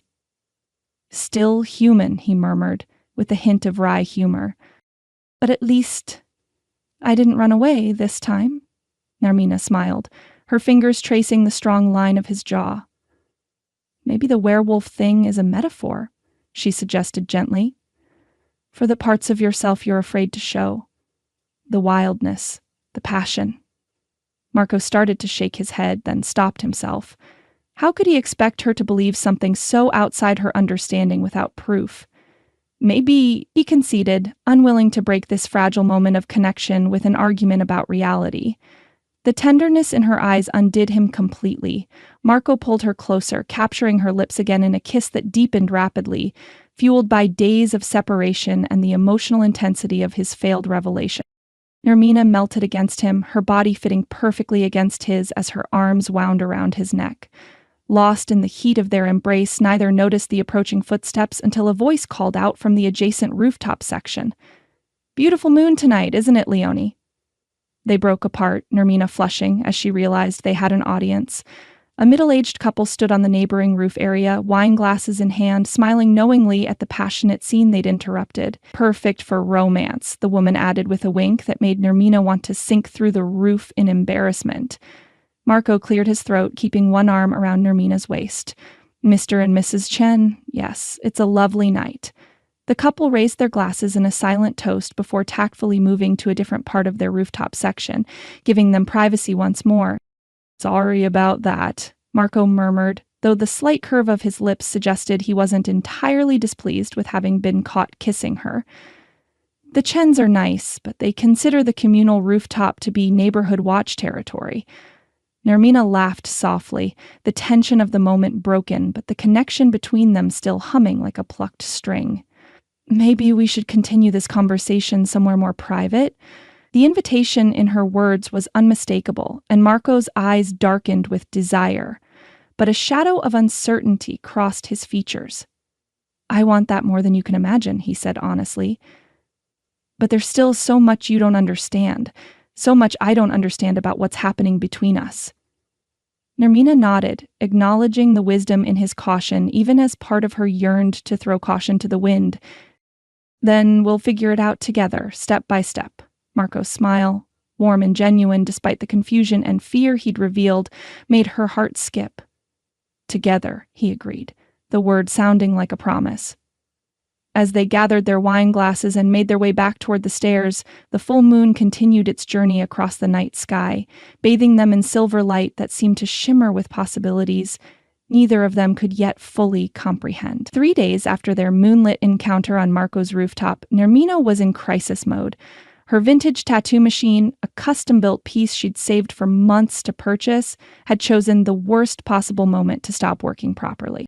She had exactly 47 minutes before Claudia Mercer arrived with her brother, the potential high-profile client she'd mentioned during her first visit to the shop. "Come on, you temperamental beast," Nermina muttered, fiddling with the connection for the 5th time. The machine sputtered briefly to life, then died with a sad little whine that made her want to scream in frustration. Her backup machine was serviceable, but nowhere near the quality she needed for the intricate wolf design the client had requested, and while she had the skills to perform minor maintenance on her equipment, this was clearly something more serious. potentially a motor problem or an internal electrical issue. Nermina sat back on her stool, mind racing through limited options. She could call around to other local tattoo artists, but borrowing equipment on such short notice was a long shot. She could reschedule, but after all Claudia's talk about her brother being a potential influencer for her business, that felt like professional suicide. Or she could call Marco. Her finger hovered over his contact information on her phone screen. Since their kiss on the rooftop, they'd texted several times, but hadn't seen each other. Marco had been called away on what he described as pack business, and Nermina still wasn't sure how literally to take his claims about being a werewolf. But one thing she knew with absolute certainty: the man was a mechanical genius. Pride warred with practicality for exactly 3 seconds before she hit the call button. Marco answered on the second ring. "Nermina?"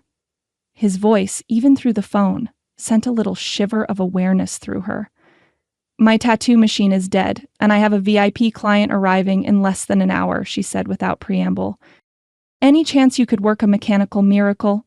There was barely a pause before he replied, "Text me your address. I'll be there in 15 minutes. The relief that flooded through her was disproportionate to the situation, as if she'd been seeking an excuse to see him again and the universe had obligingly provided one. "I'm at the shop," she said, "and thank you." "Don't thank me yet," Marco replied, but she could hear the smile in his voice. "I haven't seen what we're dealing with." True to his word, Marco arrived 13 minutes later, a leather tool bag slung over his shoulder and his dark hair slightly windblown, as if he'd run part of the way. Nermina met him at the door with a mixture of professional gratitude and personal butterflies that had no place in a business emergency. "That was fast," she said, leading him toward her back office where the malfunctioning machine waited. "I was nearby," Marco explained, "working on a restoration project a few blocks over." The casual way he abbreviated what had clearly been a mad dash across town to help her warmed something in Nermina's chest. She showed him into her office, a space that suddenly felt much smaller with his broad-shouldered presence filling it. "Here's the patient," she said, gesturing to the disassembled tattoo machine on her workbench. "It was working fine yesterday, but today it keeps cutting out. I've checked the obvious things: connections, power supply, foot pedal." Marco set his tool bag down and approached the machine with the focused intensity she'd come to associate with him. His fingers moved over the components with gentle precision, his expression shifting to one of deep concentration that Nermina found inexplicably attractive. "Mind if I pull up a stool?" he asked, already settling in for a proper examination of the equipment. "Be my guest." Nermina moved to give him space, only to find herself trapped between his solid form and her cluttered supply shelves. The back office wasn't designed for 2 people, especially when one of them had Marco's substantial build. He seemed oblivious to her predicament as he began methodically testing various parts of the machine, occasionally reaching into his tool bag for specialized instruments. Nermina found herself watching his hands. Strong, capable hands with a dusting of dark hair on the knuckles and the faint remnants of engine grease that never quite washed away completely. "When did you first notice the problem?" he asked, not looking up from his work. "This morning. It started making a weird noise, then the needle would stop mid-stroke." Nermina leaned closer to see what he was doing, bringing her face near his shoulder. The scent of him, that now familiar blend of pine and wild places, filled her senses, making it harder to focus on the technical conversation. Marco carefully disconnected a component, holding it up to the light. "There's your culprit. See this contact point? It's corroded, probably from humidity in the air. These older models are sensitive to environmental conditions." He turned his head as he spoke, apparently not realizing how close she was standing. The movement brought their faces inches apart, his amber eyes widening slightly as he registered their proximity. For a breathless moment, neither moved, caught in the sudden intimacy of the cramped space. Then Marco cleared his throat and returned his attention to the machine with visible effort. "I can clean this and replace the connector. Should take about 20 minutes. "You're a lifesaver." Nermina meant it to sound casual, but the words came out softer, more sincere than she'd intended. As Marco worked, Nermina tried to maintain a professional distance, but the confines of the small office made it impossible to avoid brushing against him occasionally. Each brief contact sent a jolt of awareness through her system, keeping her nerves humming with a low-grade electricity that had nothing to do with the tattoo machine. "Can you hand me the small Phillips head from my bag?" Marco asked, his focus still on the disassembled parts spread before him. Nermina leaned across him to reach the tool bag, her arm inadvertently pressing against his as she rummaged for the screwdriver. When she found it and straightened, she noticed something she hadn't seen before, a pattern on Marco's forearm, partially visible beneath his rolled-up sleeve. "What's that?" she asked, curiosity overriding her attempt at professional detachment. Marco glanced down at his arm, then quickly tugged his sleeve down to cover the markings. Nothing important. But Nermina had seen enough to be intrigued. The pattern hadn't looked like a conventional tattoo. It was more like the skin itself had formed raised whorls and lines in an intricate design that reminded her of stylized wolf prints. "Those aren't tattoos," she said, certainty in her voice. "But they're not natural markings either, at least not in the usual sense." Marco's hand stilled on the machine. He looked up at her, something cautious and vulnerable in his expression. "They're pack markings," he said after a moment's hesitation. "They appear on werewolves as we mature. Each pack has its own distinctive patterns." There it was again, the werewolf claim. Nermina studied his face, looking for signs that he was teasing or delusional, but finding only sincerity and a hint of apprehension as if he feared her reaction. "May I see them?" she asked quietly. Marco hesitated, then slowly rolled his sleeve back up, revealing his forearm completely. The markings were even more fascinating up close, subtle variations in skin texture that formed an elegant pattern spiraling from his wrist halfway to his elbow. Without thinking, Nermina reached out, her fingertips hovering just above his skin. "Can I touch them?" Marco nodded, his eyes never leaving her face as she gently traced the pattern. The raised skin felt warm beneath her fingers, the design seeming to pulse with a life of its own. "They're beautiful," she murmured, genuinely awed by the intricate detail. "I've never seen anything like this." "Most humans don't," Marco replied, his voice low and intimate in the small space. "The markings aren't as visible to them. The fact that you can see them so clearly." He trailed off, his expression thoughtful. "What does it mean?" Nermina asked, still tracing the pattern with gentle fingers. Marco captured her hand in his, the contact sending a spark of heat up her arm. "It means what Howlett suggested, that you're not entirely what you appear to be either." Before Nermina could pursue that cryptic statement, Marco returned his attention to the tattoo machine with obvious effort. "Let me finish this repair. Your clients will be here soon." The next 15 minutes passed in charged silence as Marco reassembled the machine with deft precision. Nermina watched him work, her mind churning with questions she wasn't sure how to ask. The weird thing was, as outlandish as his werewolf claims should have seemed, some part of her found them strangely plausible.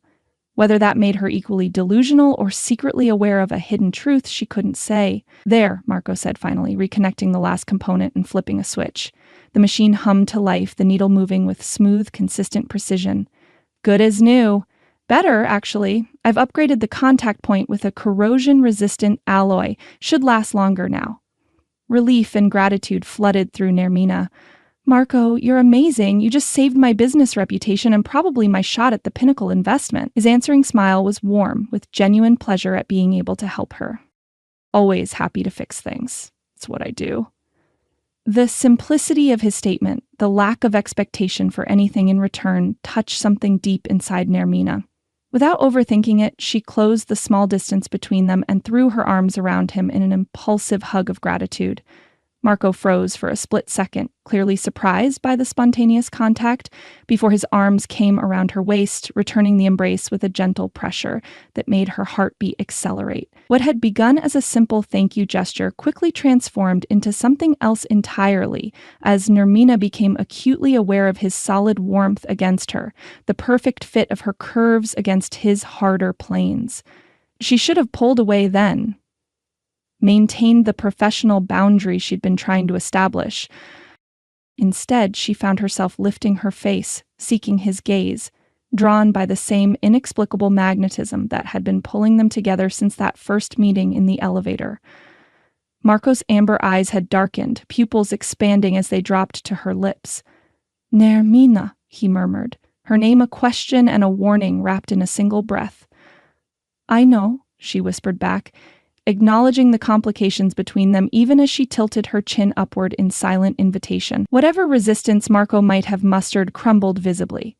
With a soft sound that was almost a growl, he captured her mouth with his, the kiss immediately deeper and more urgent than their careful exchanges on the rooftop. Nermina responded in kind, her hands sliding up to tangle in his dark hair, her body pressing closer as if trying to eliminate any space between them. Marco backed her against the workbench, lifting her easily to sit on its edge as he stepped between her thighs. The position brought them perfectly aligned, his height matching her elevated perch in a way that allowed their kiss to deepen without strain. Nermina wrapped her legs around his waist instinctively, drawing him closer as his hands skimmed up her sides, leaving trails of heat even through the fabric of her shirt. The kiss was electric, consuming, a perfect storm of physical attraction and that deeper, inexplicable connection that hummed between them. Nermina lost herself in the sensations, the firm pressure of his mouth, the teasing strokes of his tongue, the solid strength of his body between her thighs. One of Marco's hands found its way beneath the hem of her shirt, his palm hot against the small of her back as he pulled her more firmly against him. And then, just as suddenly as it had begun, Marco tensed. He broke the kiss with a sharp intake of breath, his body going rigid in her embrace. Nermina felt him tremble, saw his eyes widen with what looked like panic or pain. "No, not again," he muttered, stepping back abruptly and breaking their intimate connection. The loss of contact left Nermina feeling cold and disoriented. She slid off the workbench on unsteady legs, frustration warring with concern as she watched Marco press the heels of his hands against his temples. "What's happening?" she demanded, her voice harsher than intended. "And don't tell me nothing or make another excuse about needing to leave. I'm getting tired of being left high and dry every time things heat up between us." Marco dropped his hands, his expression torn between desire and distress. "It's happening again," he said, gesturing vaguely at himself. "The reverse shift. When I get emotional with you, my wolf retreats instead of emerging." Nermina crossed her arms, trying to gather her scattered composure. "Marco, I want to understand, I really do. But you have to give me more than cryptic references to wolves and shifts. What exactly are you feeling when this happens?" He ran a hand through his hair, leaving it charmingly disheveled. "It's like, imagine you've had perfect vision your whole life and suddenly everything goes blurry. Or like you've been able to hear the full range of sound and suddenly everything is muffled." He made a frustrated sound. "My sense is dull, my strength decreases, the constant awareness of my wolf nature, something that's been with me since birth, fades until it's barely perceptible." His obvious distress made it hard for Nermina to maintain her frustration. Whatever was happening to Marco, he genuinely believed it and was clearly disturbed by it. "And this happens when you kiss me? Only me?" Marco nodded. "Only you. Only since that first kiss in your shop. I've never experienced anything like it before." His expression softened, became almost reverent. "Being with you feels right in every way except this one inexplicable reaction." Nermina took a step toward him, unable to resist the pull between them despite her confusion. "If your wolf retreats when we're together, is that necessarily a bad thing? Maybe it's just making space for the human part of you to connect with me." Marco's expression suggested he'd never considered this perspective. "I don't think you understand," he said gently. "For a werewolf, our wolf nature isn't separate from our humanity. It's an integral part of who we are. Losing connection with it is like losing a vital part of myself." Before Nermina could respond, Marco's phone rang with a distinctive tone that made him tense immediately. He pulled it from his pocket, glancing at the screen with a frown. "I have to take this," he said, already moving toward the door. "It's pack business." Nermina followed him, frustration bubbling up again at the convenient timing. "Of course it is." Marco paused at the office doorway, his expression apologetic but determined. "I'm sorry, Nermina. I wouldn't leave if it weren't important." He answered the call as he stepped into the main area of the shop. What's wrong? A pause, his frown deepening. Where? Another pause. I'll be there in 10 minutes. Don't approach until I arrive. He ended the call and turned back to Nermina, conflict evident in his features. I have to go. There's a situation with a rival group. My people need me. The urgency in his voice was unmistakable, but Nermina was tired of being left with more questions than answers every time they parted. Will you at least tell me one thing before you run off? She asked, making no effort to hide her exasperation. Are you actually a werewolf, or is this all some elaborate metaphor for emotional unavailability? The question hung between them, direct and uncompromising. Marco looked at her for a long moment, his amber eyes reflecting an internal struggle. I wish I could show you rather than tell you, he said finally. But yes, Nermina, I am a werewolf. So is Howlett. So are several of your recent clients. He took a step closer, his expression intense. And you're something equally extraordinary, even if you don't fully understand it yet. Before she could formulate a response to that bombshell, the shop door opened and Claudia Mercer entered with a distinguished-looking man who could only be her brother. Marco stepped back immediately, shifting into a casual posture that gave no hint of their intimate encounter moments before. I'll check in about the machine later, he said smoothly, all business now. Make sure it's running properly. With a nod to Claudia and her brother, he slipped past them and out the door, leaving Nermina to greet her clients, with her lips still tingling from his kiss and her mind reeling from his parting words. As she extended her hand to Claudia's brother with a professional smile that revealed none of her inner turmoil, Nermina couldn't shake the feeling that she was standing at the edge of a vast, uncharted territory, one where wolves walked like men, where tattoos held power beyond mere art, and where her own identity might not be what she'd always believed. And despite all logic and reason, some primal part of her was eager to step across that threshold and discover what waited on the other side. That's the end of part 1. If you're ready for more drama, romance, and shifter magic, part 2 is waiting for you. Find the link in the comments or description below. Thanks for listening, and see you in the next part.